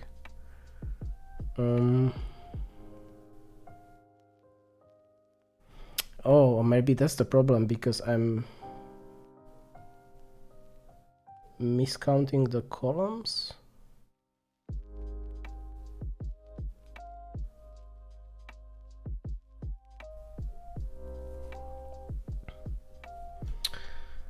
Okay, so what I can do, I can take this and we had some fish tests somewhere. I remember those. Was it in the block checker? We definitely had some fish rules somewhere tested. Square test, Sudoku test. Oh, here in the Sudoku. Okay, cool. So what I kind of want to do is just replicate this scenario and see what actually happens with just the 8s and nothing else. Right, so test case Sudoku fish debug. Right.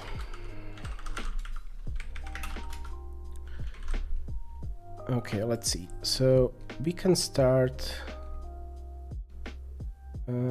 Which way would we do this? I can either remove the 8 from every. Yeah, okay, let's do that.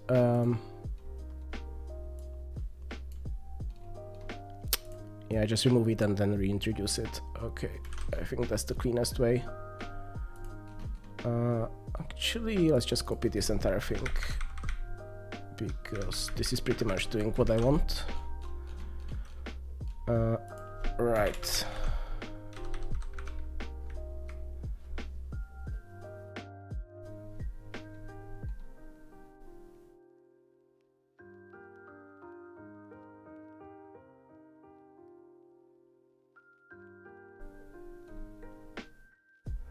Yeah, I mean, that's pretty much it. Like,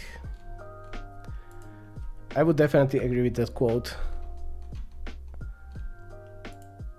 And, you know, like, always kind of consider, like, what's the worst case that would happen? Like, if it's really that, like, you don't want people to think that you are an idiot, like, honestly, you don't know if they don't already do that anyway, so.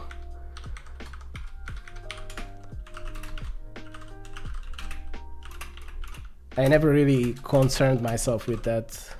Or I guess I did when I was younger, but then I just stopped because, sure, like, you know, you might look silly, but that will happen anyway, so meh.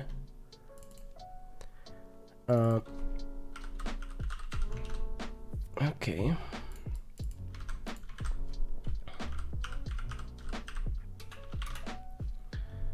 Right.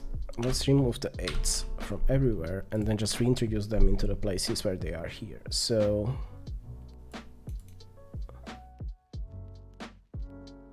thanks for the subscribe. Right. Okay. So let's add it on the row 0. It's on the space 0, 1, 2, 3, 4.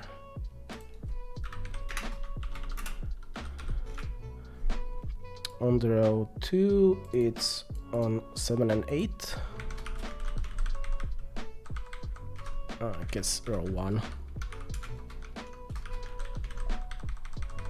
7 and 8.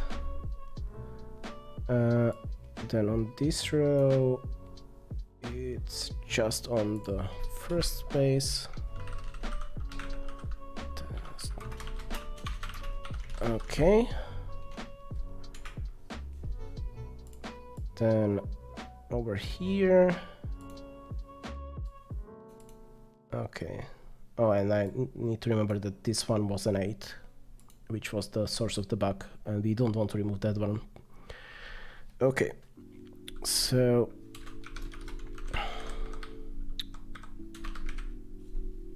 okay, here it's on 1, 0, 1, 2, 3, and then 7, 8. Okay.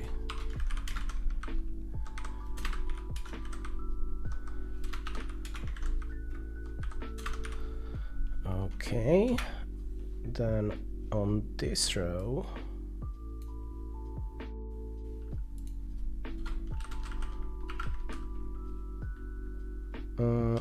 one,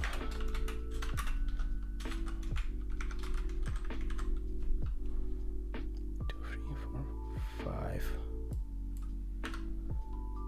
0, 1, 2, 3, 4, 5, 6, 7, 8. Yes, okay. Okay, and on this row we have them on 1 and 7.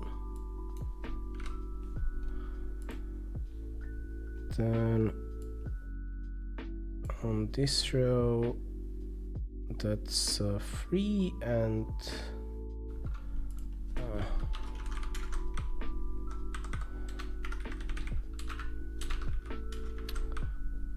3, a 5. Okay. Oops. Then the next row has 1 at position 2.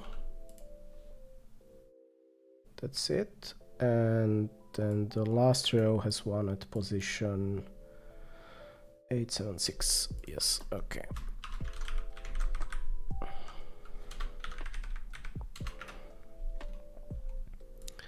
So I actually don't know what I expect. So what I want to solve is find fish for size 4, number 8.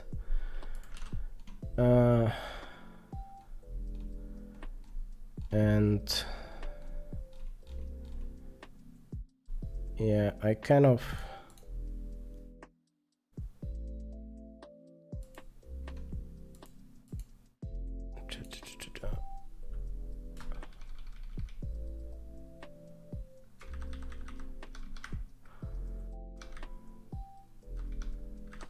let's just do it this way. So I just copy this. And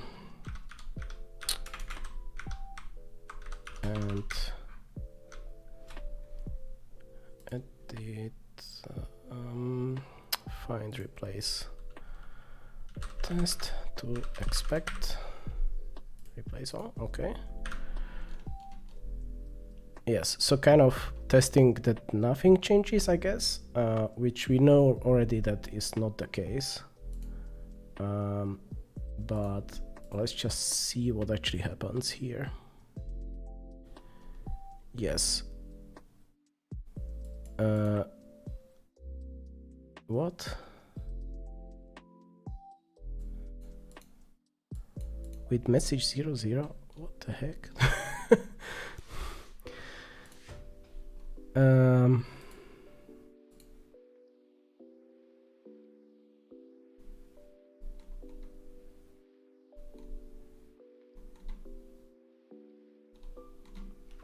Because I didn't remove it. Yeah. As usual, it's something completely stupid.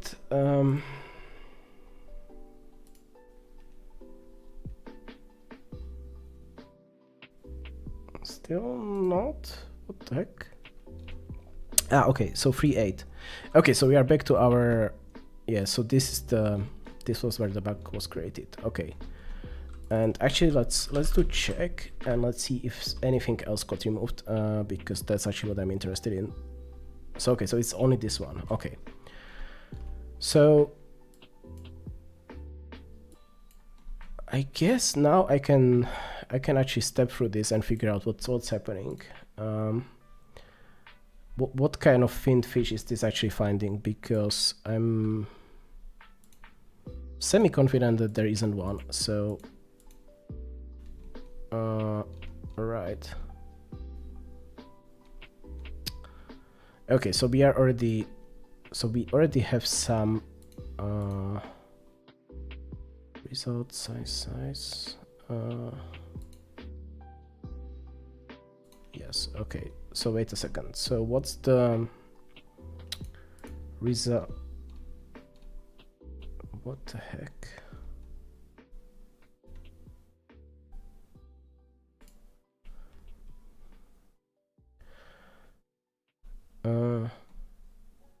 So this is finding like plenty of finned fish. There's something weird going on here.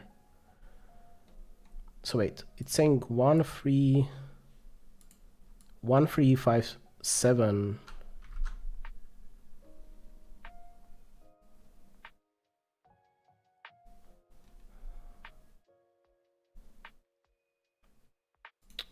Being comfortable with the fact that you can be wrong, or what do you mean? It's a nice milestone.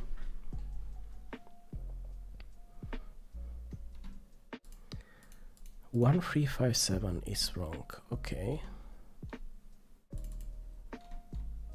1,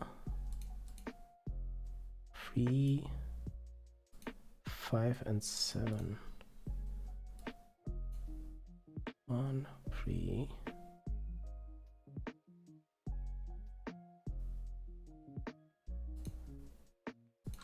Okay, so, oops, no, that's a bad idea.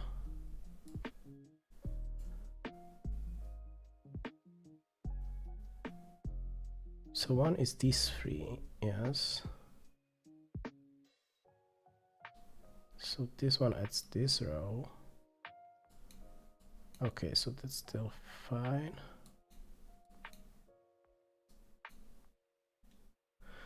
This is one too many. Oh, but maybe that's okay. So that's the point. So wait, we are considering this one as the fin of the puzzle.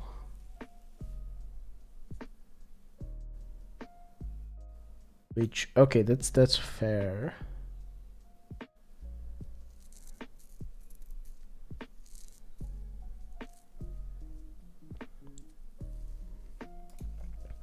I mean, maybe it's not an easy. Okay, so which over there are we talking about now? I'm getting lost in the discussion. Sorry.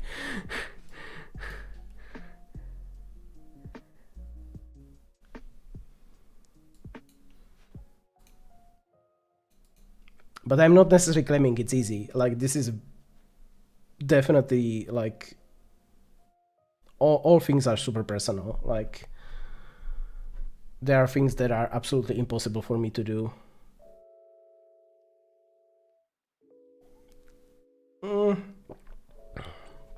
You would be surprised.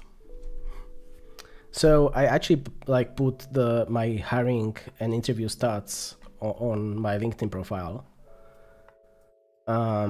It's an interesting statistic, just FYI. Like, I went through a lot of interviews just to get hired in this startup that I'm right now at. It's not easy finding a job, like, no matter what's your experience and history. Like, the only way you can get an easy hire is if you are super well known and the company is specifically looking for someone exactly like you. But that's like incredibly rare.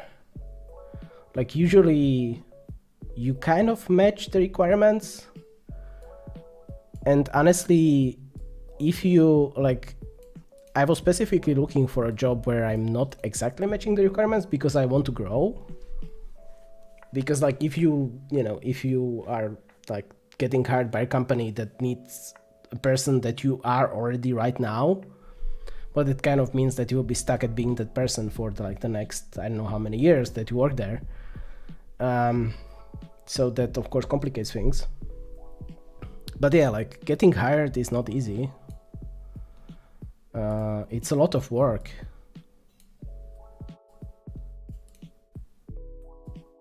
But everything is a lot of work, so you know.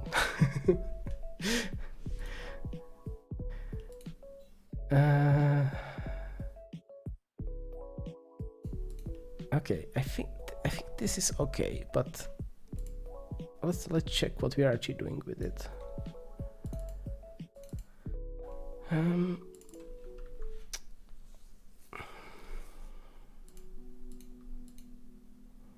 Okay, so the fin should return the correct thing here. Okay, let's see. So what is fin? Fin in this case ended up being optimized out. Bastard. God damn it. This is so annoying when this happens. Yeah, okay, so pause. What is pause? 1, 3, 5. Get call blocks, number positions. For fin first. So fin first in this case is oh damn it, this code is so complicated.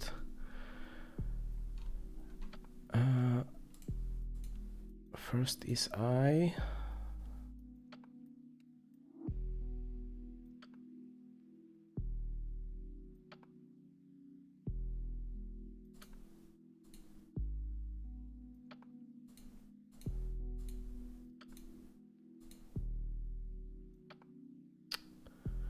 Right. So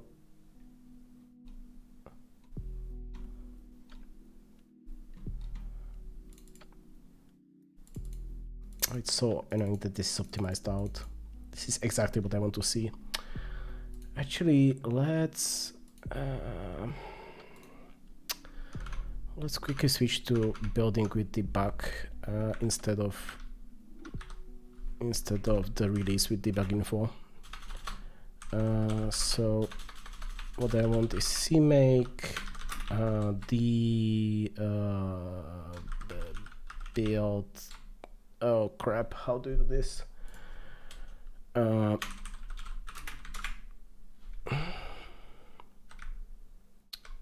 CMake build type. Okay.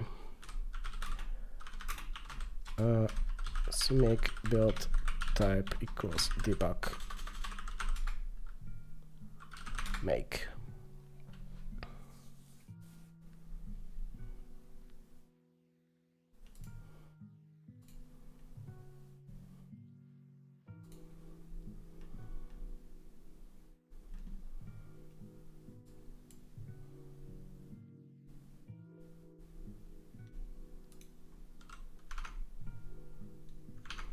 Okay, so if I debug it now, and now step into it, get to the same point. Now hopefully this is still optimized out. What the heck? Wait a second. How?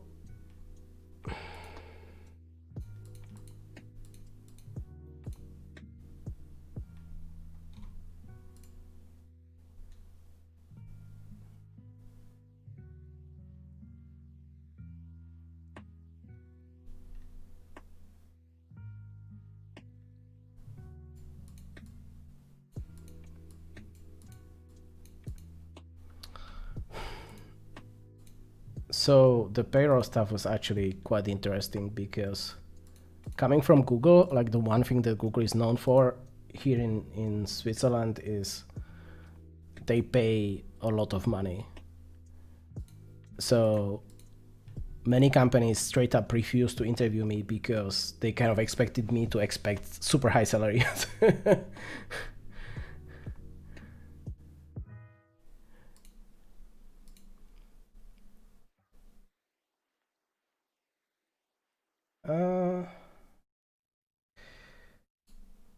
Yeah, changing strategies, I realize it's actually hard because like every company was kind of having their own style of the interviews. So it's kind of hard to, you know, take some learnings from one interview and apply it to another, because they might ask you the same question, but they expect like a completely different answer. Not for the technical questions, obviously, but for more of the like soft style questions. What the company wants to hear tends to differ quite a lot. And you don't really learn like what they are expecting to learn or hear. So I don't even know, like, you know, why some companies just said no. I don't know.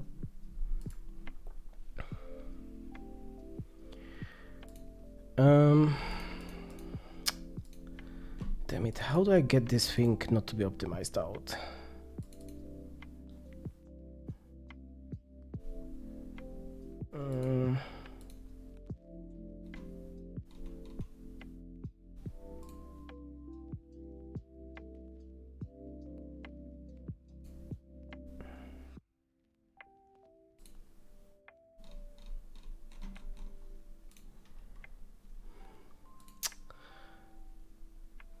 Like, I don't know how to change this thing. This is released with debug info, but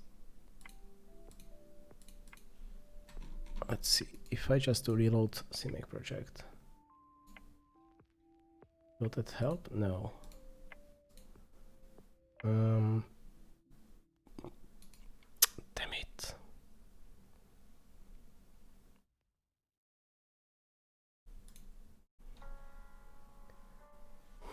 No, I guess I need to leave it with this.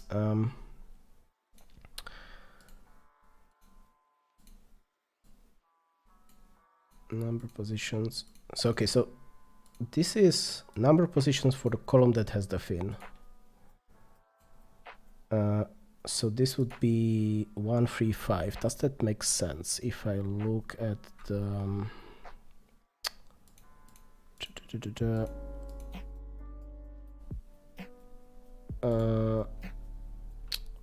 I did have the thing saved somewhere.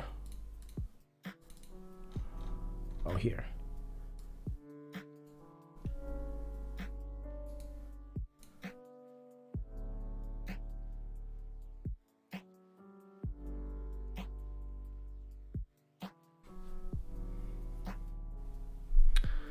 Yeah, so most companies will not tell you like why they decided against you. Some companies will kind of give you some vague answers, but generally they don't. So 135. Okay, so that actually matches this. That's fine. So yeah, like in general, it's super hard to figure out like why someone tells you no.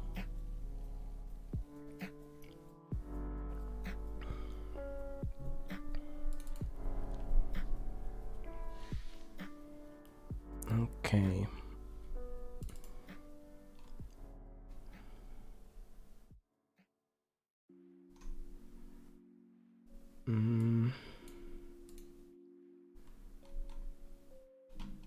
So I guess I want to fast forward to,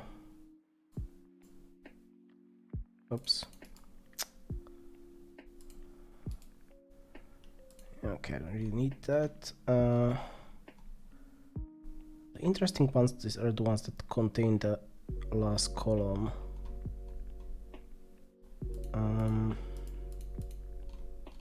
I think. Or are they?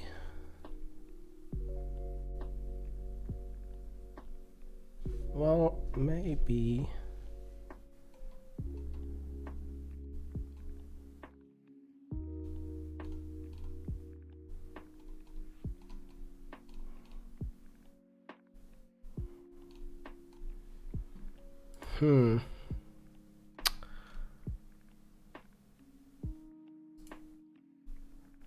So where do we actually remove? It's here, right?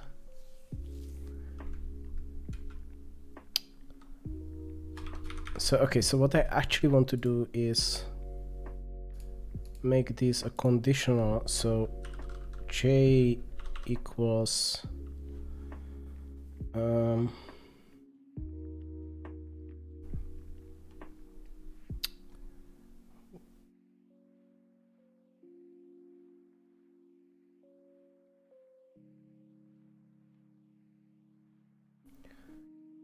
I mean, I wouldn't say don't bother about the rejections, but I think they definitely matter less than people would kind of, you know, think. Because again, like imagine that you're running a company and you need like a specific person to hire, right? Like that's usually the situation. Like you want to hire a specific person. So you are trying to find someone to be the best fit for that position. So that inherently means like you will reject people that are actually good, but maybe you have some other candidate that's better.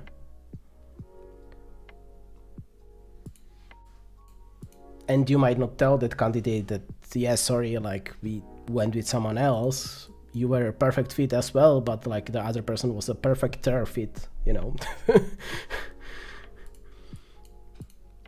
And like it's looking for a job is hard mentally, especially because just hearing no over and over again, like that's very, very mentally tiring. And it's super hard to keep just grinding it out. Like that I totally, like that's totally a thing. Like it's super hard to just keep going and kind of ignore the fact that, you know, you have been you have been grinding this out. And kind of one thing that you really need to do is basically not show to the companies that you are desperate when you are interviewing, because that's kind of the worst thing you can do. Like honestly, the best position for you as a worker is if you get pinged by a recruiter, but you are not actually actively looking for a new job. If you make them think that this is the context that they are talking to, you know, it's them being interested in you in the first place. So they kind of need to convince you to join this company. It's not like you are, you know, without a job and trying to look for a company. So those are two very different contexts, and most people kind of look for a job in, you know, in the context of, oh, I'm unemployed, basically, I need a new company. If you are looking for a job kind of like without looking for a job, that's a very good position to be in.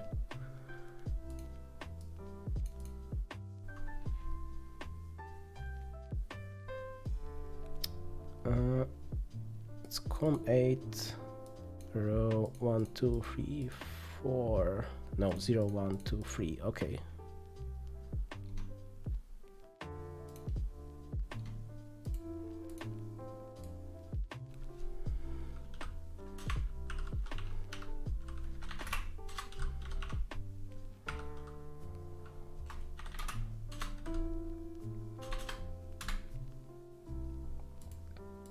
What the?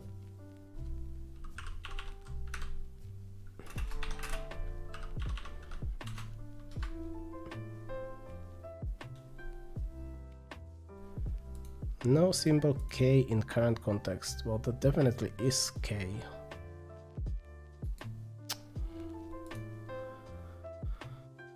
Oh, damn it.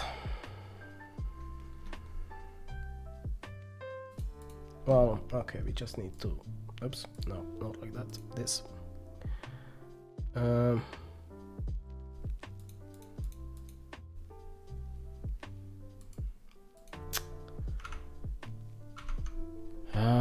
This is all optimized out. This is so annoying.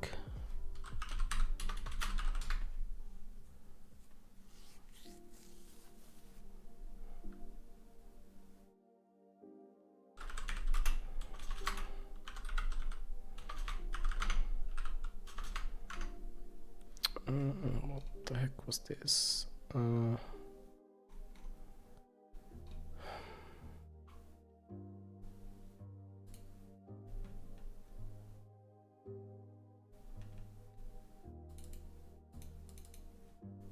Okay, now it actually caught up. Interesting.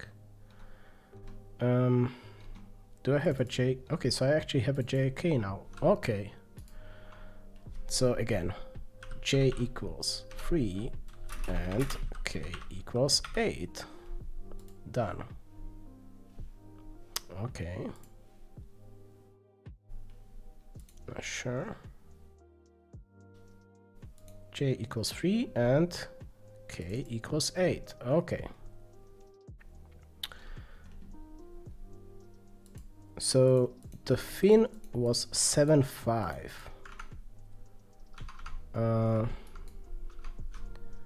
Okay, let's go back to the Sudoku. So that would be column 7, which is this one, and row 5. 0, 1, 2, 3, 4, 5. So this would be the fin.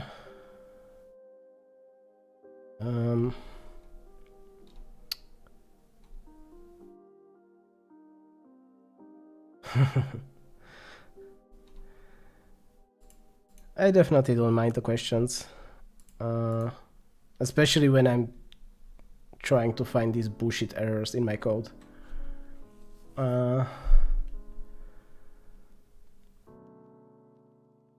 Okay, so this would make sense to remove this one. Then, okay, what is the actual fish then?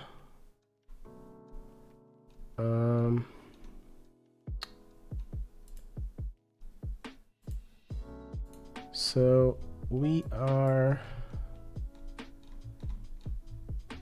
Okay, let's go back here.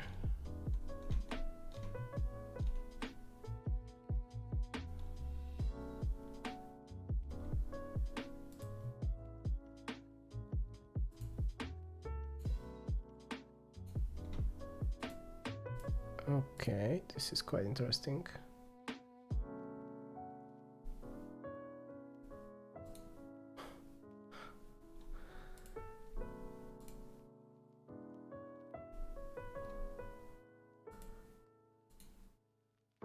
P is free. Okay, I is 4. So it'll be 0, 1, 2, 3, 4. So it's this one. It's columns 3, 5, 7, and 8. Okay.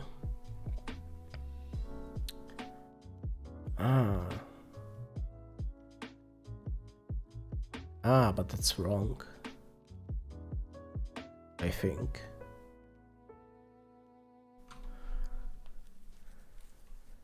Three, 5, 7, and 8. Okay, let's look at it.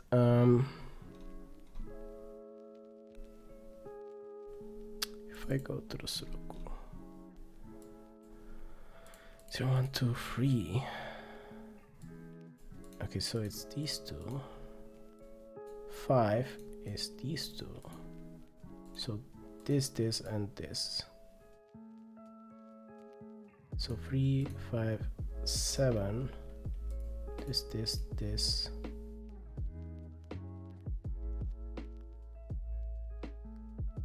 And 8. This.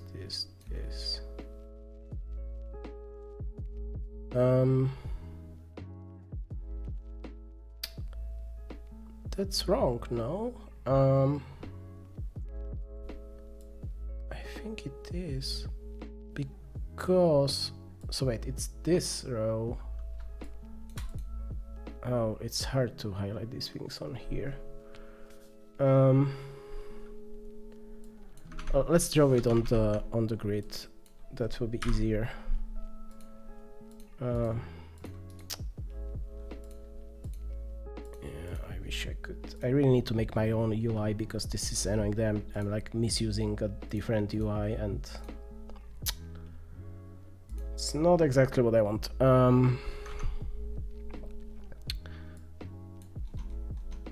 Okay, so let's just replicate this this thing over here. Okay, so 0, 4.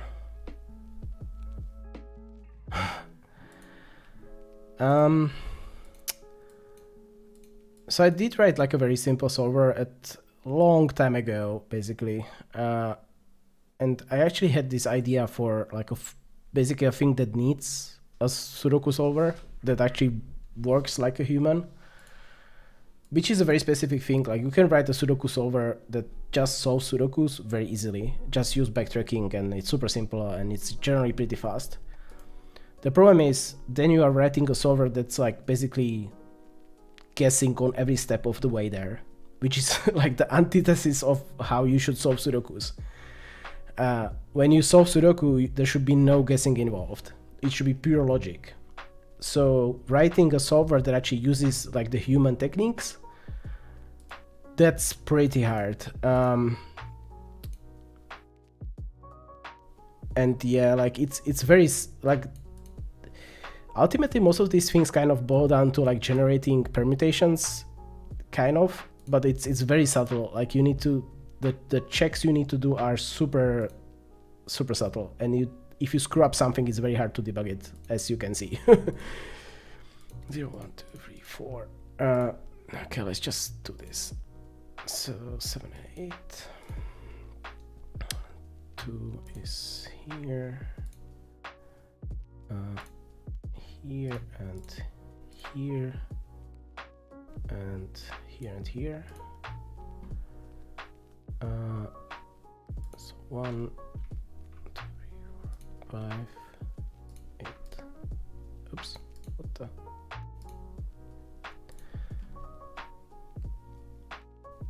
Five is 1 and 7. 6 is 3, 5, 7 is here and is on a 6. Okay, I think that's correct. So this was saying it's 3, 5 and 8 columns. Okay, so let's do it. So 3, 5 and 8.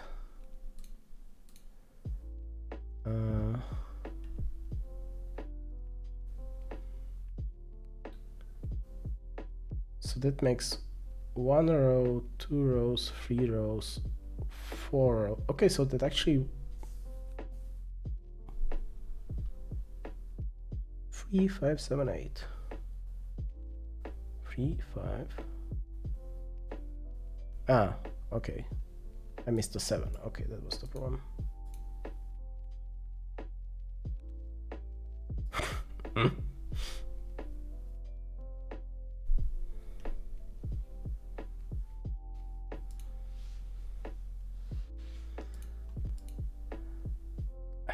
I don't know if I would like working for SpaceX, just honestly. 4, 5. Okay. So yes, so these, okay, if I look at this, oops. So these are 4 rows. That's this is indeed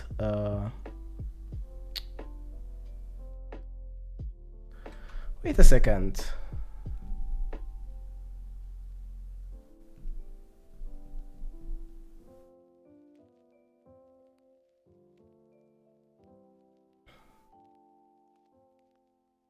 This is, or oh, it isn't the fish because of this 8 here. Okay, yes, okay. So indeed, okay, so this is indeed a finned fish. Yes, correct. Because we have this, which is a fish, and then we have this 8. So now the trick is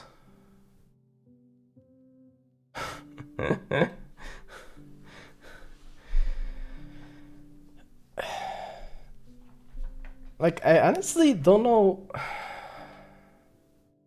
if SpaceX is like doing interesting software engineering.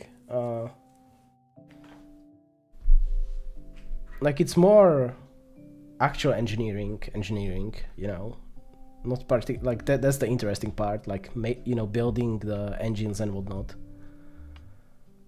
And I guess they do like simulations that they need to like implement, but that's not particularly interesting, honestly.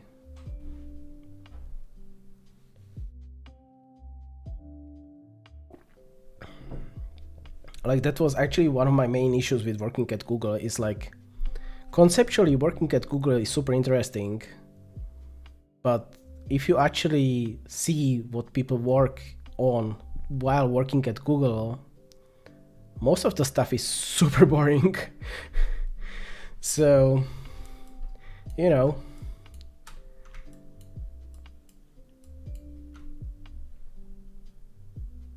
Okay. So wait, if this is a fin of this fish,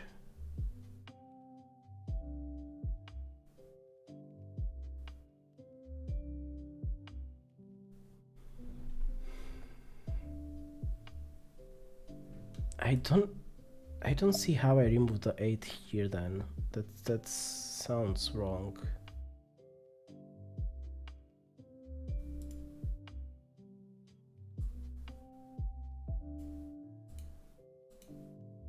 Yeah, this is a bug because this 8 is part of this fish.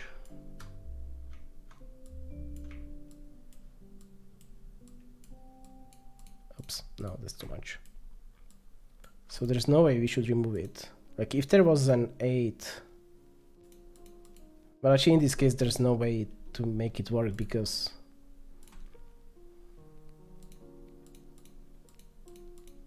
yeah, this is all bad. What the heck?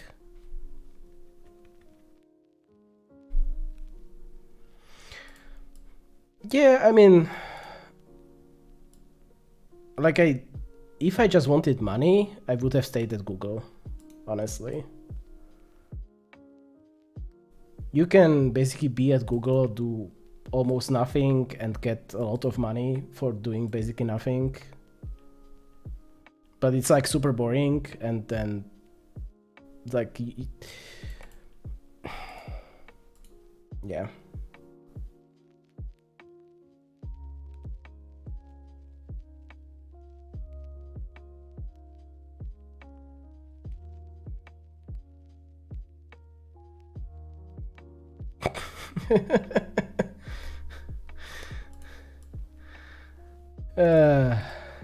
Yeah, I wish that was the case. Yesterday I had my 18th birthday. That would be nice.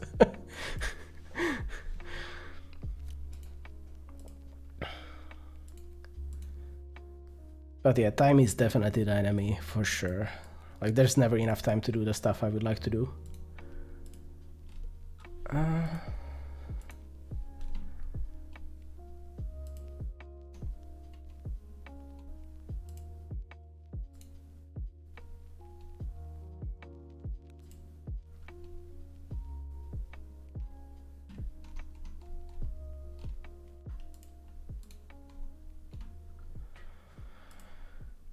Okay, is 8.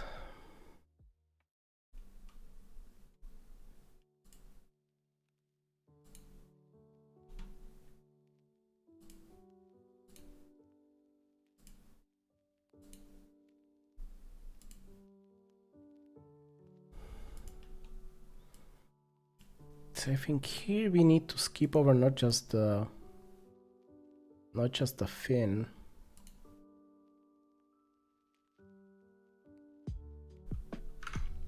Okay, I need to look at the examples of this again. Where was it? It wasn't here. Yeah, it was here. Okay.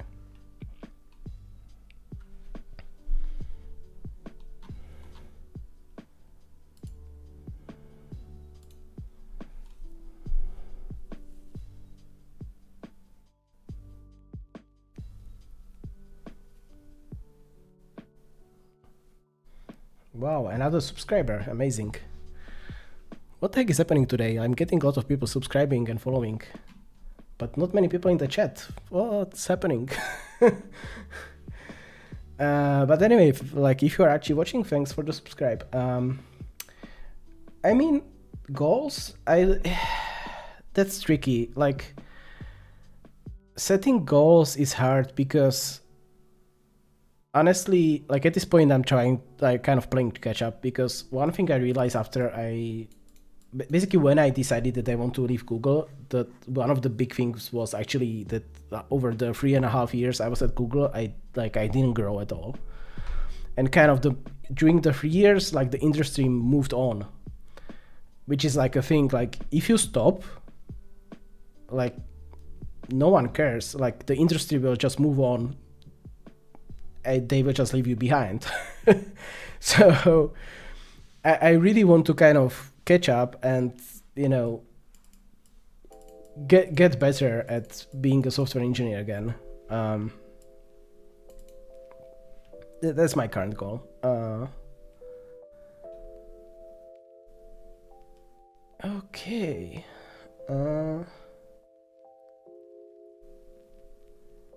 Yeah, so this fin actually doesn't lie on the rows that the fish is over. That's kind of the core point. So we don't want to just skip over where the fin is, but also over the columns of the fish, or the rows of the fish, I guess, because that's kind of the symmetric part.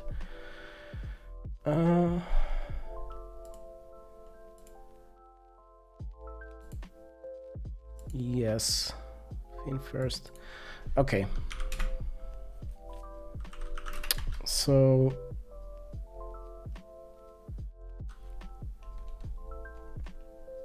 result.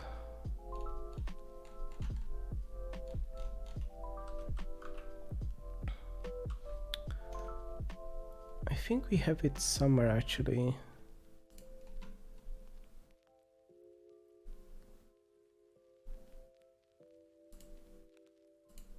Oh, it's this B and E. Yes, so for auto x equals B, x is not E, x plus plus. If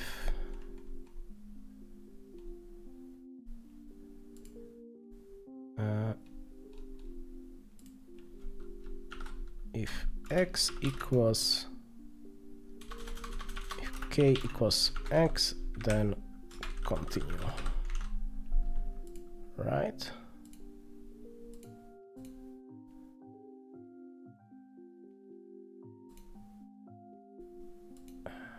So if it's any of those columns, then just skip over it.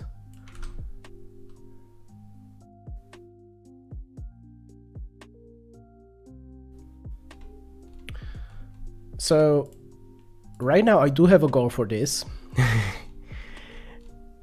I don't really want to discuss it yet because it's kind of a fun thing I want to do with the so one goal I definitely have for this is I actually want to build some nice puzzles.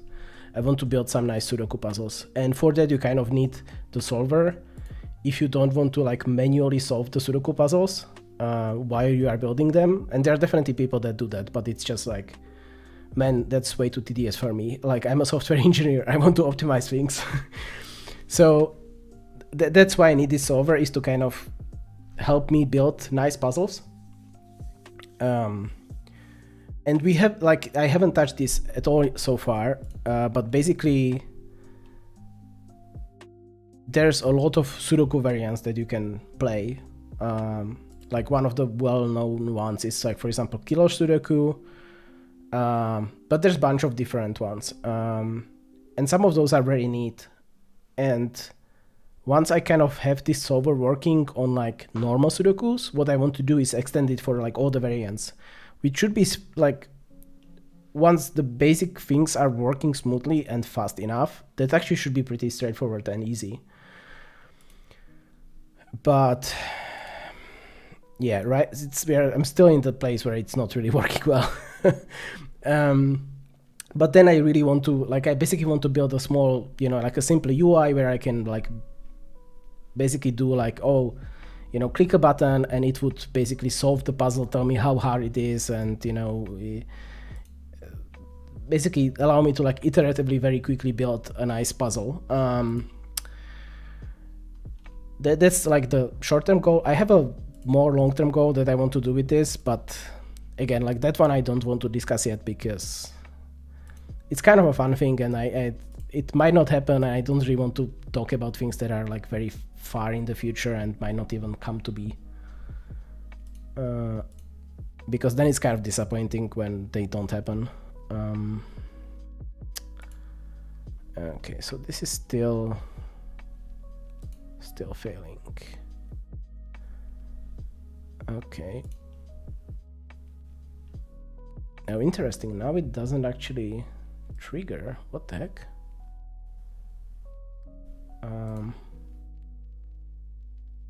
Or did I accidentally delete the breakpoint? Oh shoot, I did. Yes, okay, so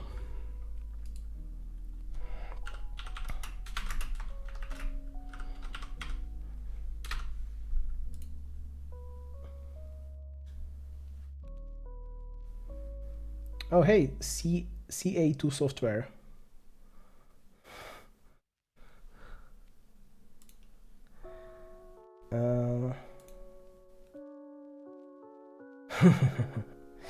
Yeah, you know, once I have something, I will definitely share it. Yep, Sudoku Solver.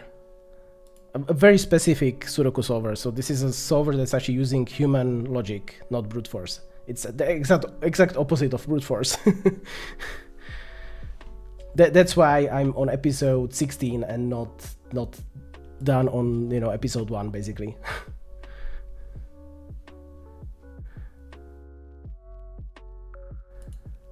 You should. Sudoku is fun.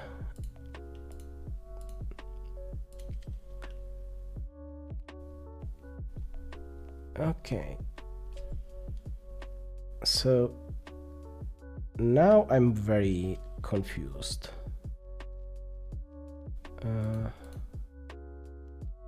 Oh shoot, not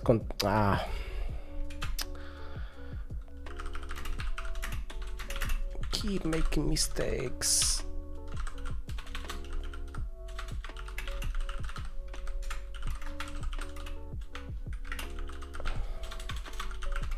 Oh, I guess I can make it like this, if skip or this.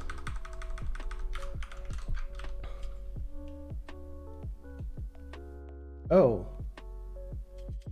is it really stuttering? That's interesting.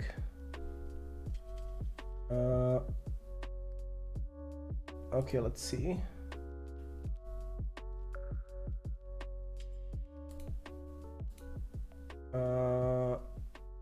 Oh, there's definitely something wrong with the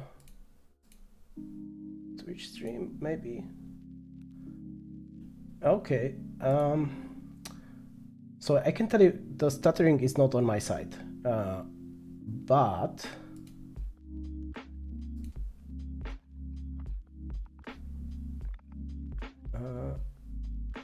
what the heck is happening here?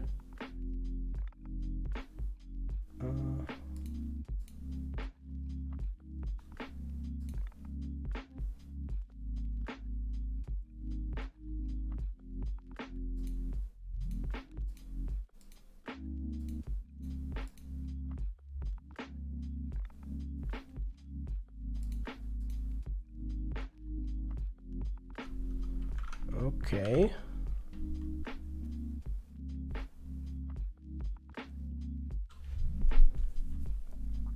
So I mean, I'm using Restream, and Restream is reporting that everything is fine.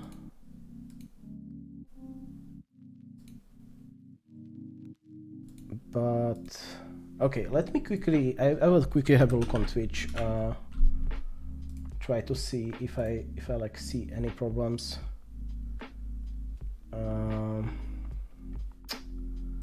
How do I do this?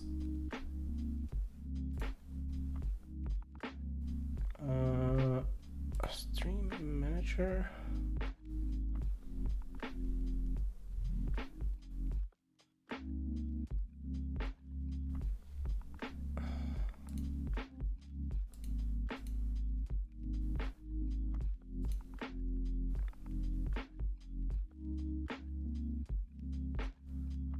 Yeah, I'm trying to like look into like stats on Twitch itself.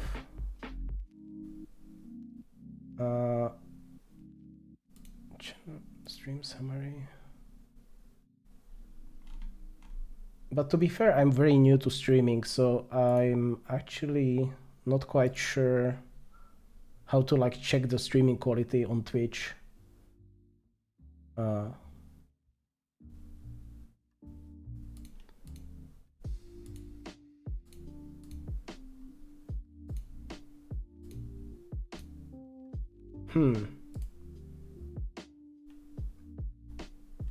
Like, if anyone knows how to like check if I'm dropping frames on like the Twitch dashboard, please do tell me, because I'm not quite sure.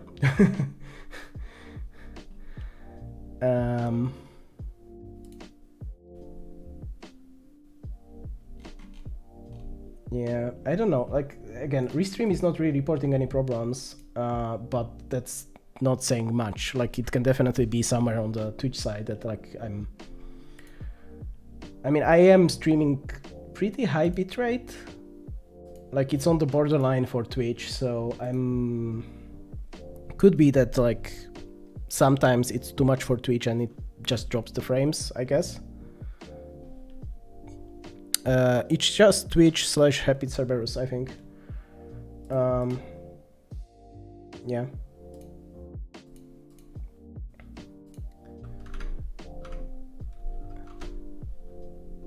Yeah, if you can check, that would be nice. Again, on my side, I don't really see like any drops or anything. I have literally 0 dropped frames on my computer. Restream is saying 0 drop frames as well. But it could be that, again, it's something on the Twitch side, so I don't know.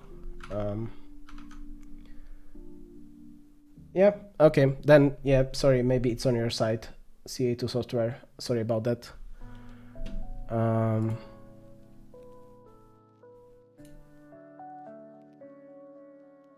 Yeah, thanks for checking.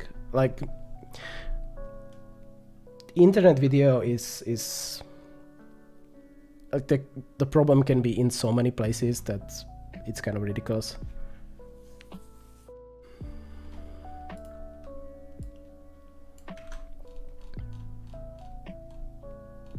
But yeah, like I'm definitely happy to hear if like you have any issues with seeing the stream, because like from my side, since it's going through Restream, like I can have like 0 things on my side, you know.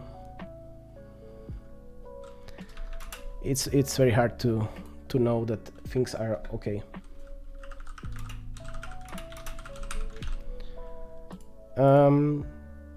Are you watching the like source quality, or are you like looking at one of the like re-encoded stuff? Because that actually might make a difference.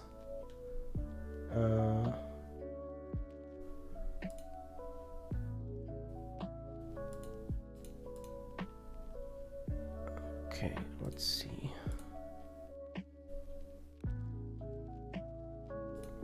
Oh wow, now it's passing. Okay. Well.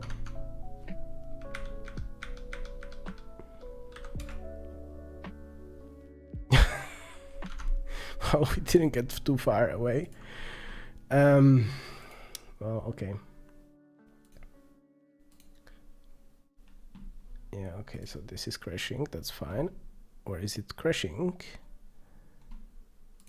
What the heck? Oh, because, yes, sure. I need to undebug my code. Sure, let's just... is there a way to quickly comment out things?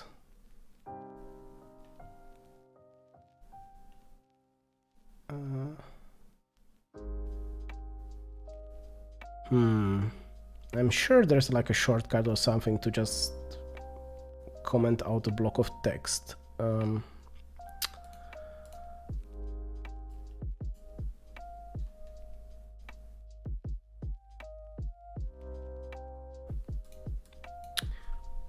You know, honestly, these days, like backend development, well, okay. Non-JavaScript backend development is extremely rare these days. Like when people say backend these days, they usually mean Node.js. So honestly, like learning like JavaScript well, I think is the core competency you should have at this point in this industry. Which is one thing that I kind of missed up on, honestly. Like JavaScript was a thing that was super slow and it was only for the web, and you know, you couldn't really do much with it. And then kind of, I'm still stuck with C++, which is great because C++ is super useful and you can write basically anything in it. But yeah, but definitely like, no matter what you do, back and front end, like JavaScript is the thing to do. because again, like for the most part, when people say backend these days, they mean like Node.js. I mean, I was applying to Amazon, and like that team was doing like low latency video distribution thing for like sports, and they were using Node.js. And I was like, what? Like you are writing like a low latency video stack in Node.js? And they were like, yes. So apparently this is the thing that people do these days.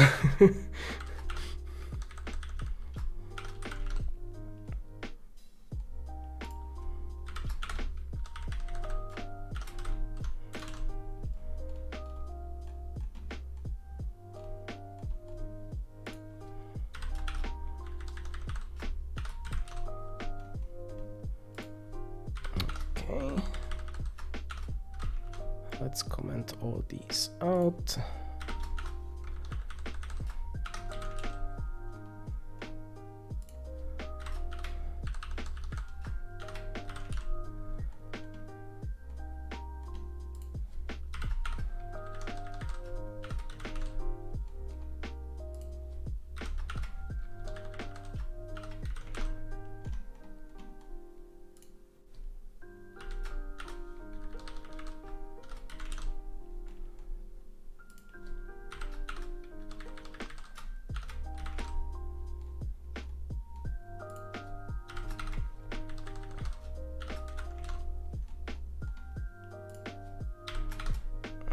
Okay,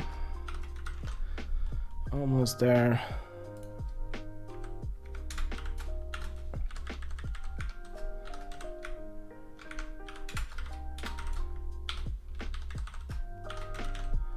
Okay, rebuild everything. So let's see.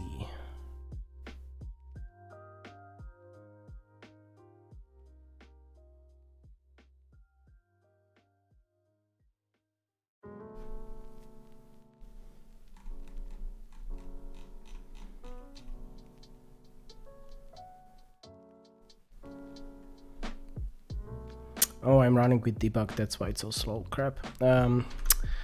Okay, let's what? Okay, let's rebuild this with rel with debug info. Was it? No, what do I call it? Rel with deb info. Okay.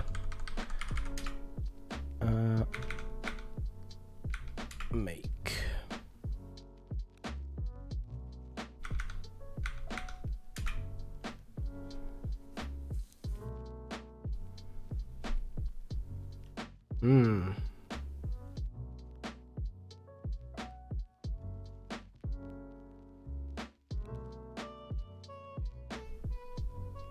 Okay, 0 incorrect puzzles. Good.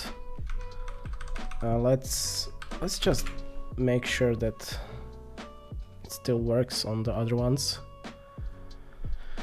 Yeah, we are still missing some puzzles, unfortunately. Like the solver still isn't smart enough to kind of go through everything. But it seems like we finally fixed the bug in the... It was in the finned fish.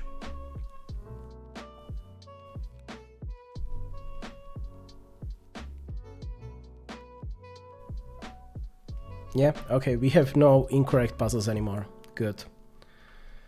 Phew. Well, this was an interesting debug session for sure.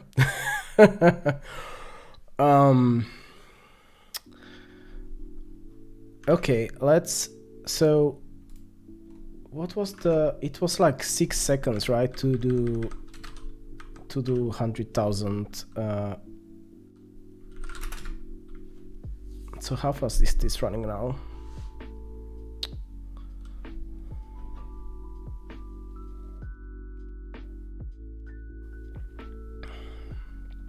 Yeah, okay, so this is definitely slower than 6 seconds, but okay. Well, it's not too bad.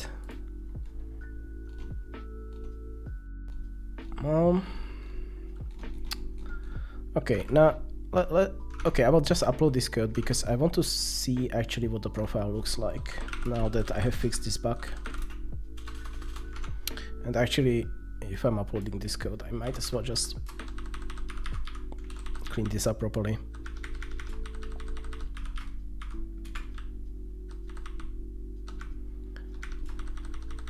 Okay. Yeah, so the reason why I keep running into these weird bugs is because my tests are absolute garbage right now. The problem is writing tests for this is actually not easy. Because like you kind of need to handcraft situations where particle solver would actually do something and situations where it shouldn't do anything, and then check if, you know, it works as expected. So that's definitely something that's very much lacking right now in the solver. Like the testing coverage is really bad. If I had better testing coverage, I would definitely find this earlier. But I mean, that's kind of why I have the big database of puzzles, because then I can just run it against that, and if, you know, if I solve all of them correctly, then it's pretty likely that everything is working fine. It's not guaranteed by any means, but it's close-ish. Okay, so this text I actually want to have here stored because I might want to refer to this puzzle at some point. Probably no, that's fine. Yeah, okay, so I mean, this is the case where it shouldn't do anything, so that's fine. I can definitely leave it here. I have this case here.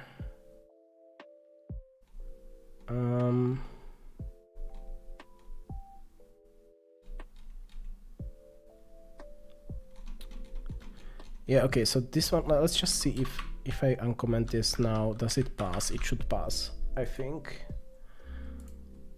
Not square test, this was the solver test, yes. Because this was the case where it would screw up the puzzle.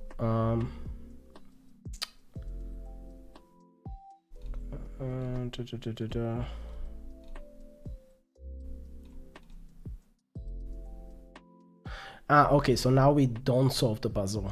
Okay. Well, okay, that's fine.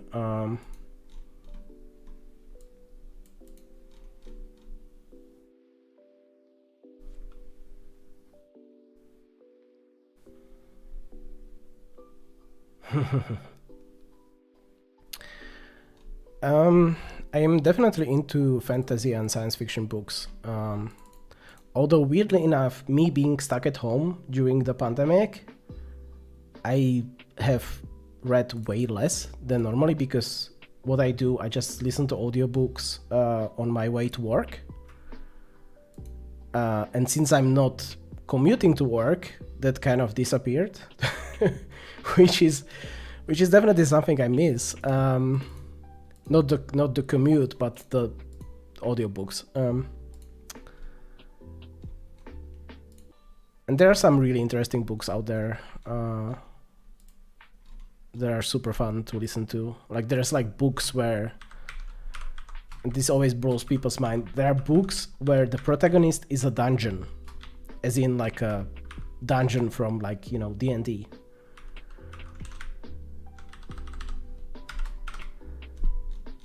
So yeah, there's some crazy stuff out there, and it's a lot of fun to just like listen to these weird books.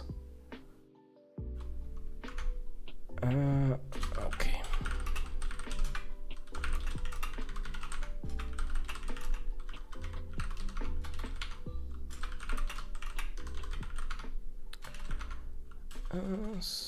Smart solver, right.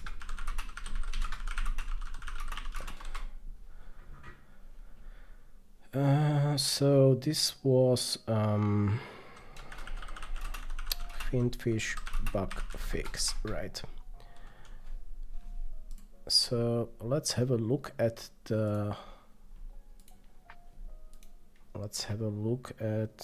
what this did to our performance profile.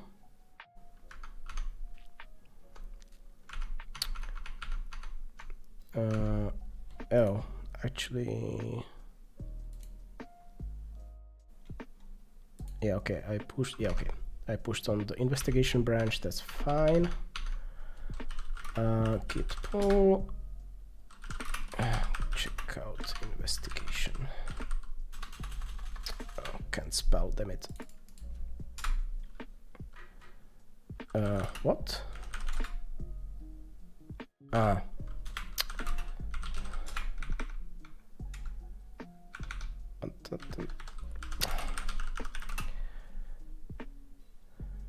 Yeah, one day I will need to fix my build system because right now everything is broken, which is so annoying.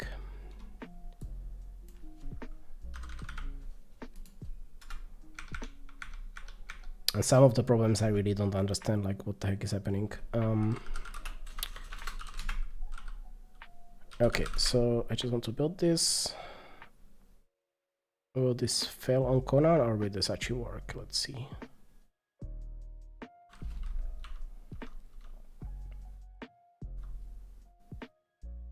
What the heck? I thought I fixed this.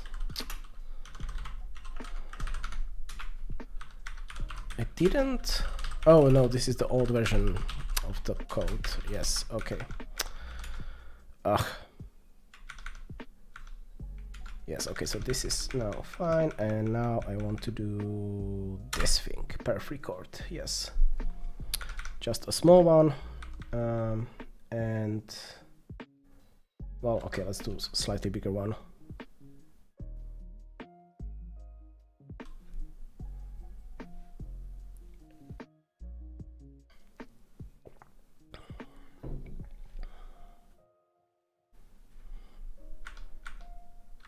Yeah, okay, so we are back to the number that we have seen, 14 seconds.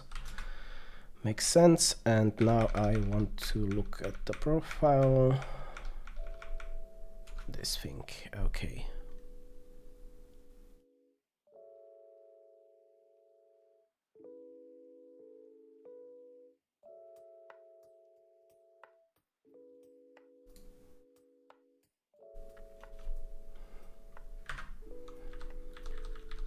Okay.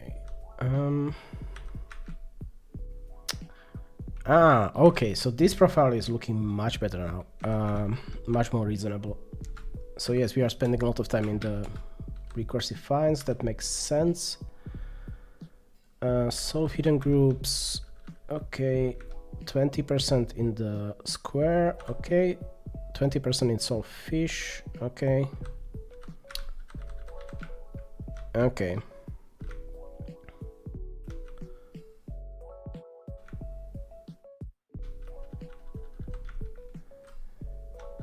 Yeah, no, okay, this profile makes way more sense than the previous one.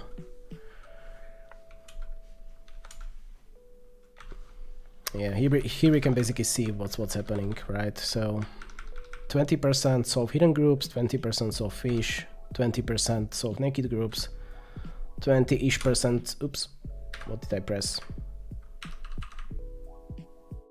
Not what I wanted to press, for sure. 20-ish% in solve finfish, and then just the rest kind of makes up for like 10%-ish. Okay, so that's like 90%, yeah, 90% being accounted for, sure, makes sense. Yeah. So, okay, instead of doing what I did yesterday, what's the time actually? I guess I still have a little bit of time. So let's think about this. I think what I should do is just prepare a micro benchmark and try to see what like the different. But damn it, how would I prepare the micro benchmark? This is not easy.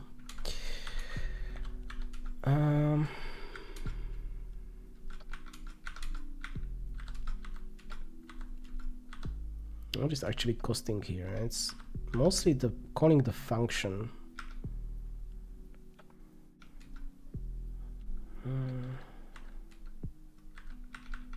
Yeah.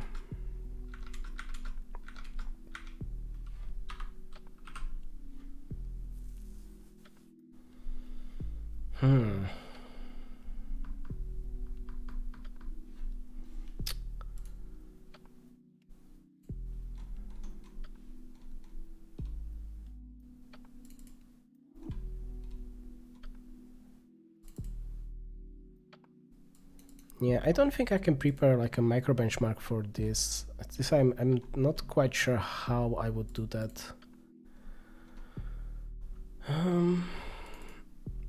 Okay, one cleanup I can definitely do is just all of these are always const expr no except, because yeah, all of this is just working with very simple data and nothing fancy.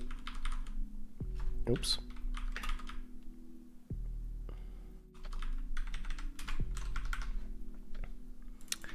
However, this shouldn't really make a difference, honestly.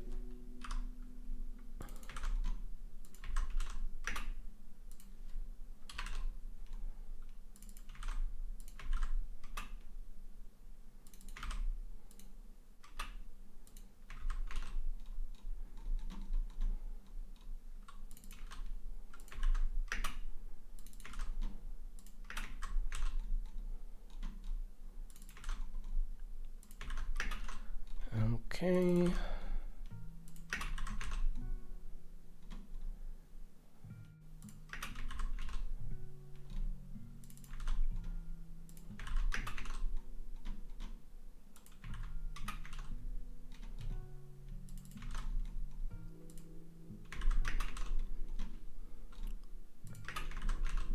Okay.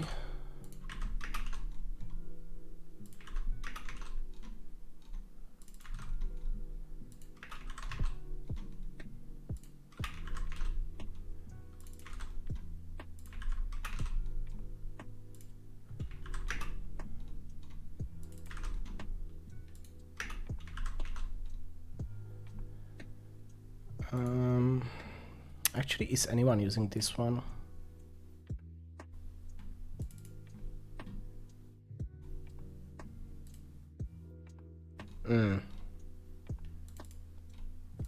Yeah, okay. Sure, let's keep it around.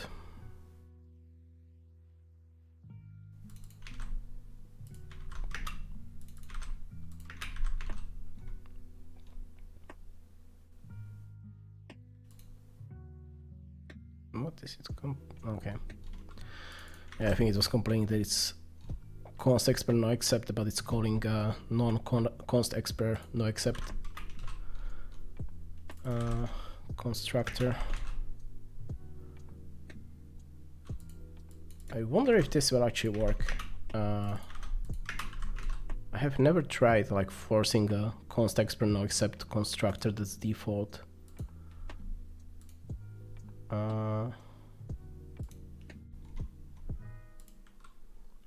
yeah, okay. Yeah, I need to change all of them to const expr no except for this to work. So let's just keep doing that.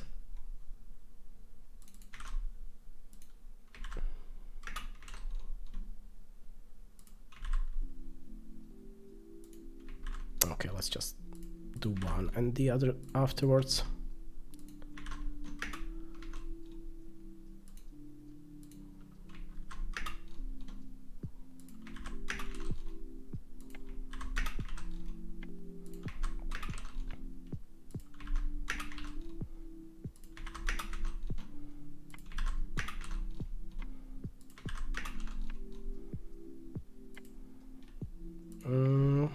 Okay, debug string actually could be good throw exceptions. Okay, because that's actually generating strings, so that kind of what was this? Test override. Oh, okay. Yeah, okay, that's just a friend function, that's fine. And then I want the const expr everywhere.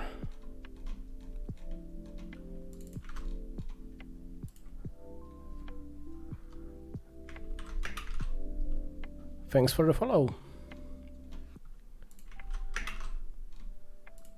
After the long discussion.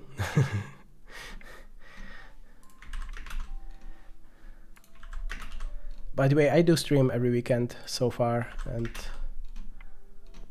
recently I started restreaming to Twitch and Mixer, but Mixer is now dying, so yeah.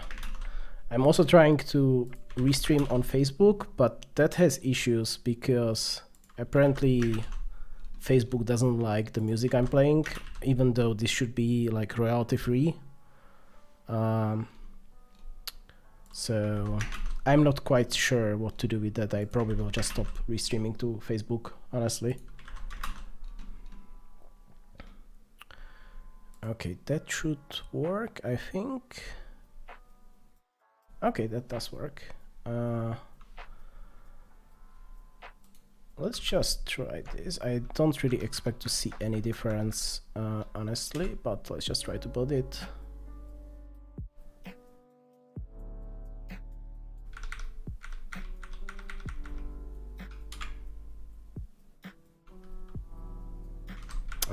We need to do the 100,000 because for that one, time. Because for that one I know the time. It should be the 14 seconds, was it? I think, yes.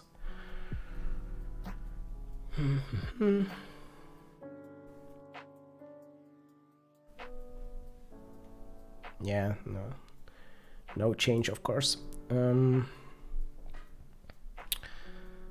So let's see.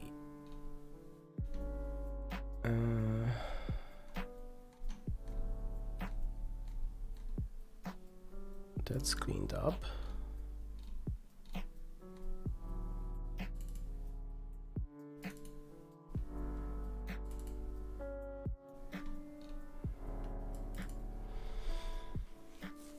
Okay, so what the heck do I do with these methods?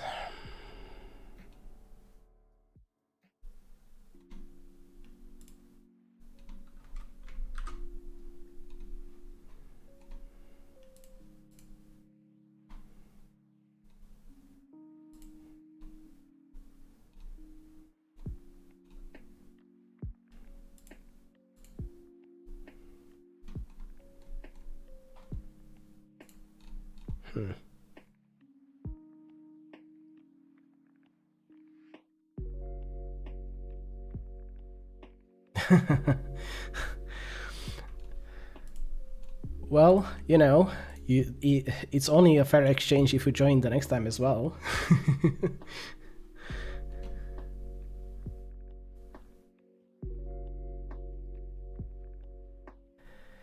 I mean, I kind of like optimizing things. It is tricky because you definitely can just spend like, you know, yesterday where I basically tried to optimize a thing and made it like 8 times as slow as it was before I started optimizing. That's a thing that happens quite a lot. Because like, honestly, especially for this type of code, which is like, if you look at like what the thing is actually doing is just pure number crunching and just moving things around. So optimizing this kind of code, you kind of need to try these hypothetical scenarios, and some of them work, some of them don't. And yeah, like you might just spend, you know, a lot of time doing absolutely nothing meaningful. It's a thing.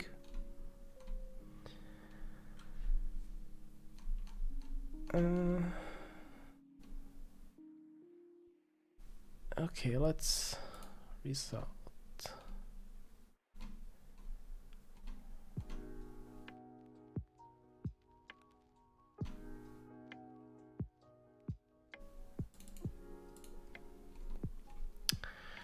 One thing I'm considering is actually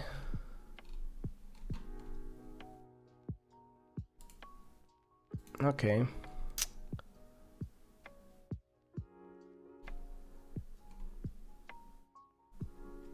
So the thing that's kind of not very optimal here is we already have the square that kind of represents like a set of things. And in this recursive function, well, now it's non-recursive, but like in this function that like generating the sets, we use a vector of unsigned instead. If I would rewrite this to use the square, I think this should be faster. It's actually not easy to do that.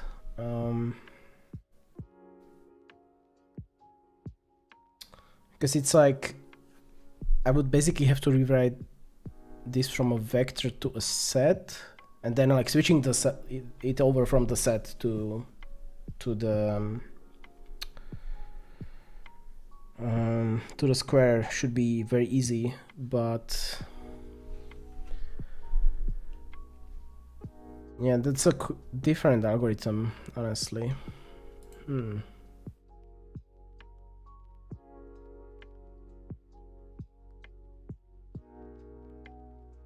So my streaming routine is always the same every weekend, starting at 2:30 Central European time. Only weekends right now. I want to maybe stream some like light stuff over the week, but so far it hasn't happened. Yeah, usually the stream goes for like between 3 and 4 hours. So that's already like 8 hours a week, which is quite a lot. At least for me, because you know I still have a proper job, so.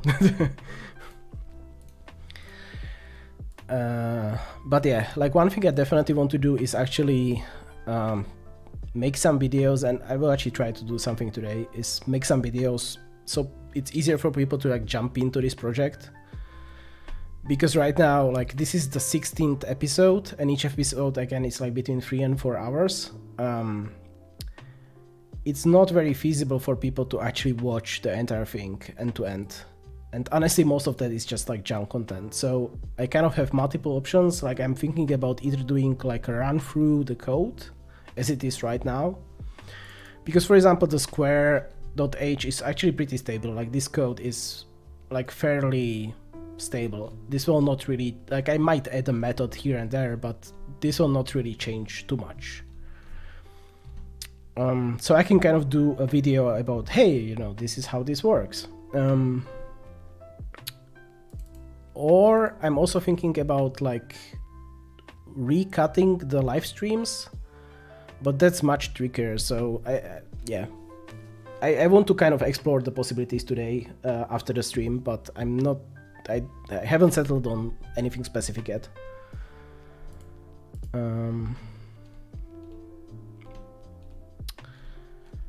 Okay.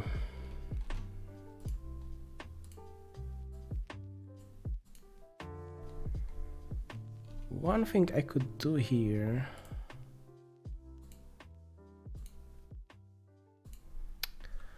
Okay, so let's see what this is called. Yeah. So this function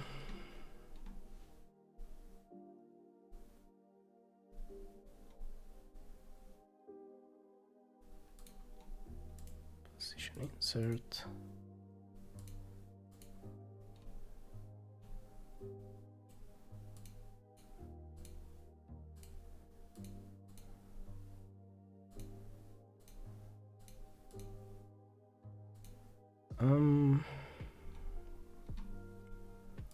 Yeah, I really shouldn't be using unordered set here. I should just use my square here. And honestly, instead of this thing, I think just getting a square on the interface would be faster. And I think that's actually a thing I could actually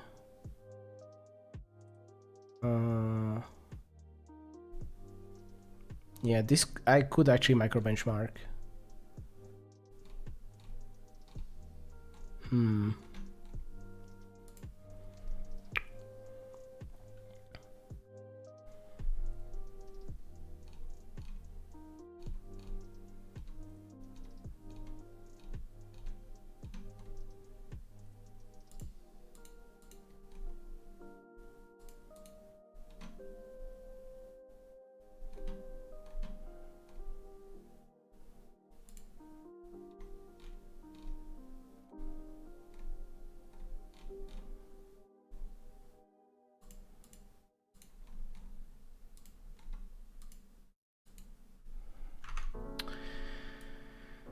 Okay, but I don't think I will be doing that today because, yeah, the stream has been already going for 3 hours and 30 minutes.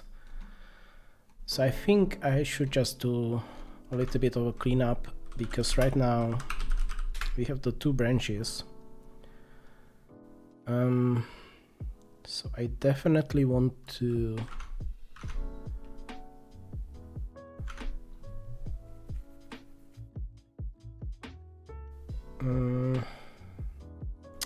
okay, let's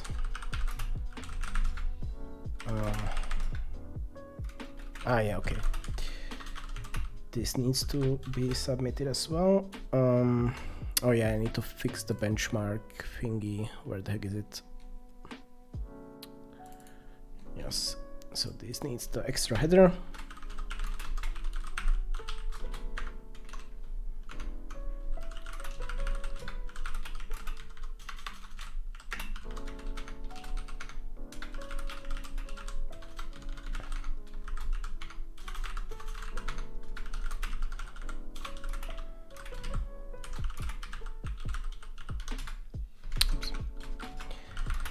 Okay, so let's go to master.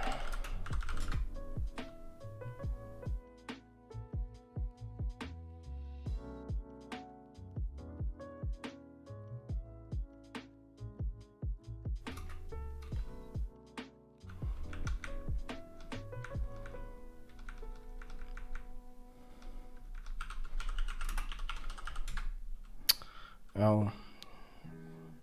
Yes, I cannot do that.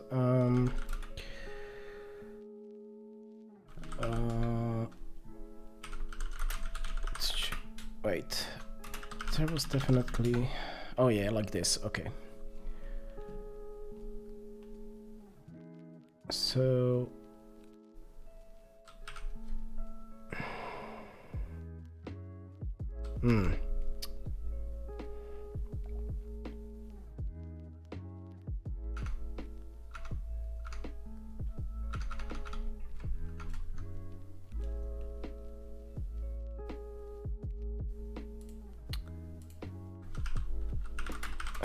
Git log graph.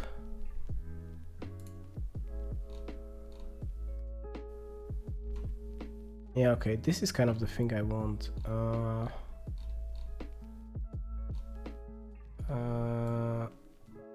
Okay. Okay, perfect. So okay, so these are kind of the things I want to get. These these 4 commits I actually want to get rid of. Okay. So how do I do that?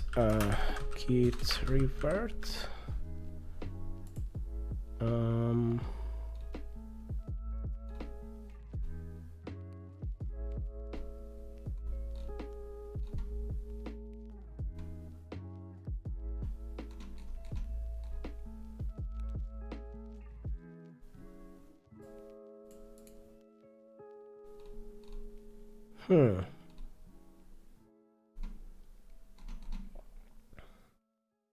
Okay.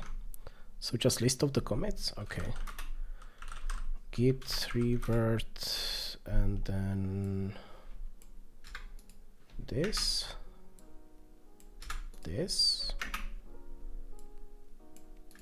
oops, this and this, I guess.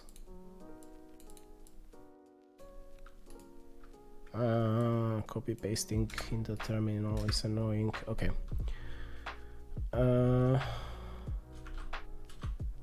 Sure, this can just be called like that, that's fine. Sure.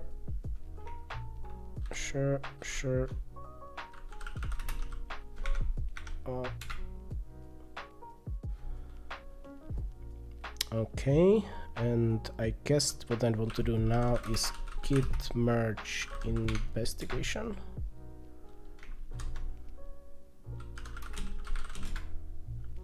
Okay.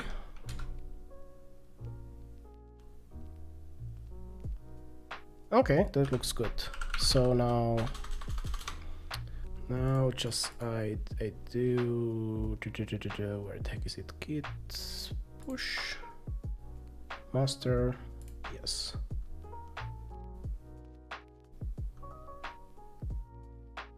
This should be fine.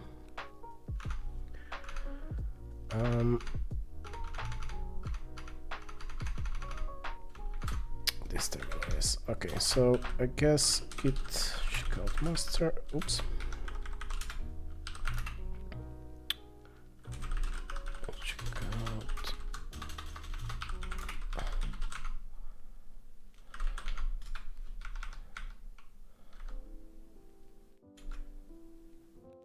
Yes. Build it. Yeah, okay, now it's complaining about the benchmark thing.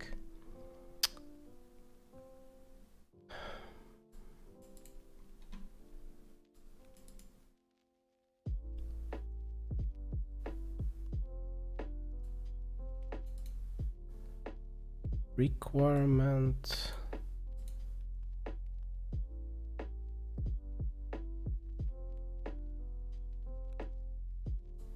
Okay, it needs a better format.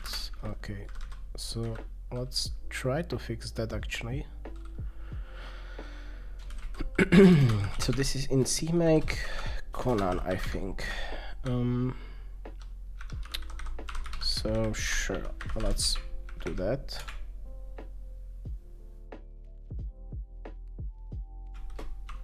Okay.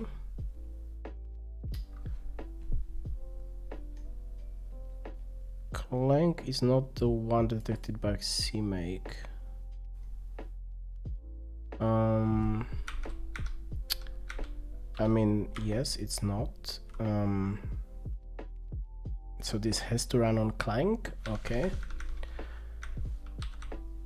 Well, I can make that work.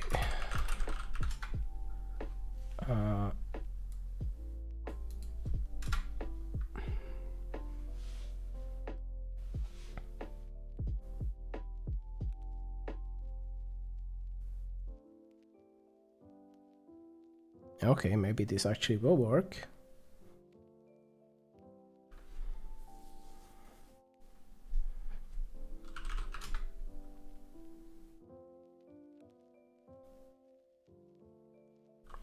Oh, this reintroduced the old.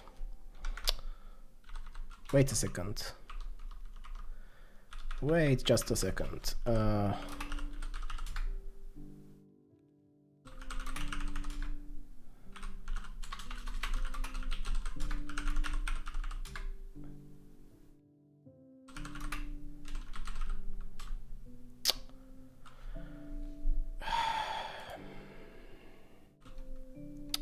I don't think I did git pull, that's the problem.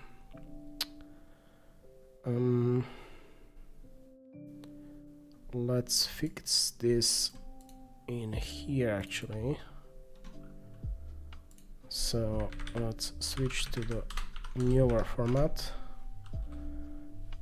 Sure, reload the changes, that's fine.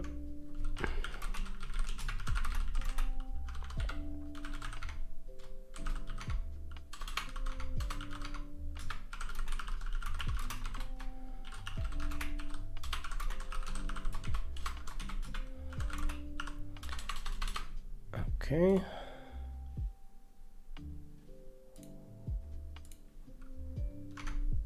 Now over here I can just get rid of this.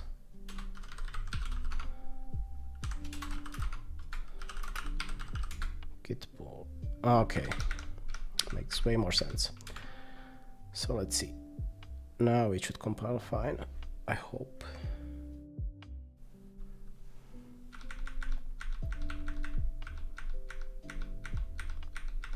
So let's just retest this. If this is working fine, should be working fine.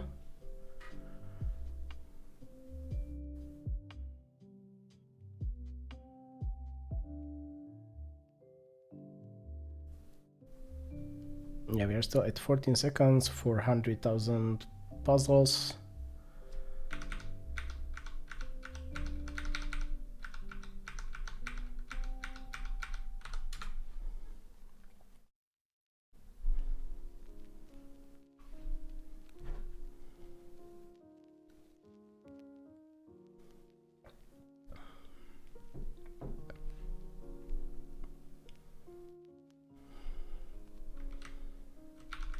Okay, and the profile does look sane, which is good. Cool. I think that's all for today. Considering I've been running for quite a while, I don't really want to start anything more. So yeah. Any more questions or concerns or anything, I guess, before I disappear for today? And again, if you don't know my schedule, I guess I need to update the descriptions and everything, but my schedule is during the weekend streaming at 2:30 p.m. Central European time, going for 3 to 4 hours usually. So if you want to join next time,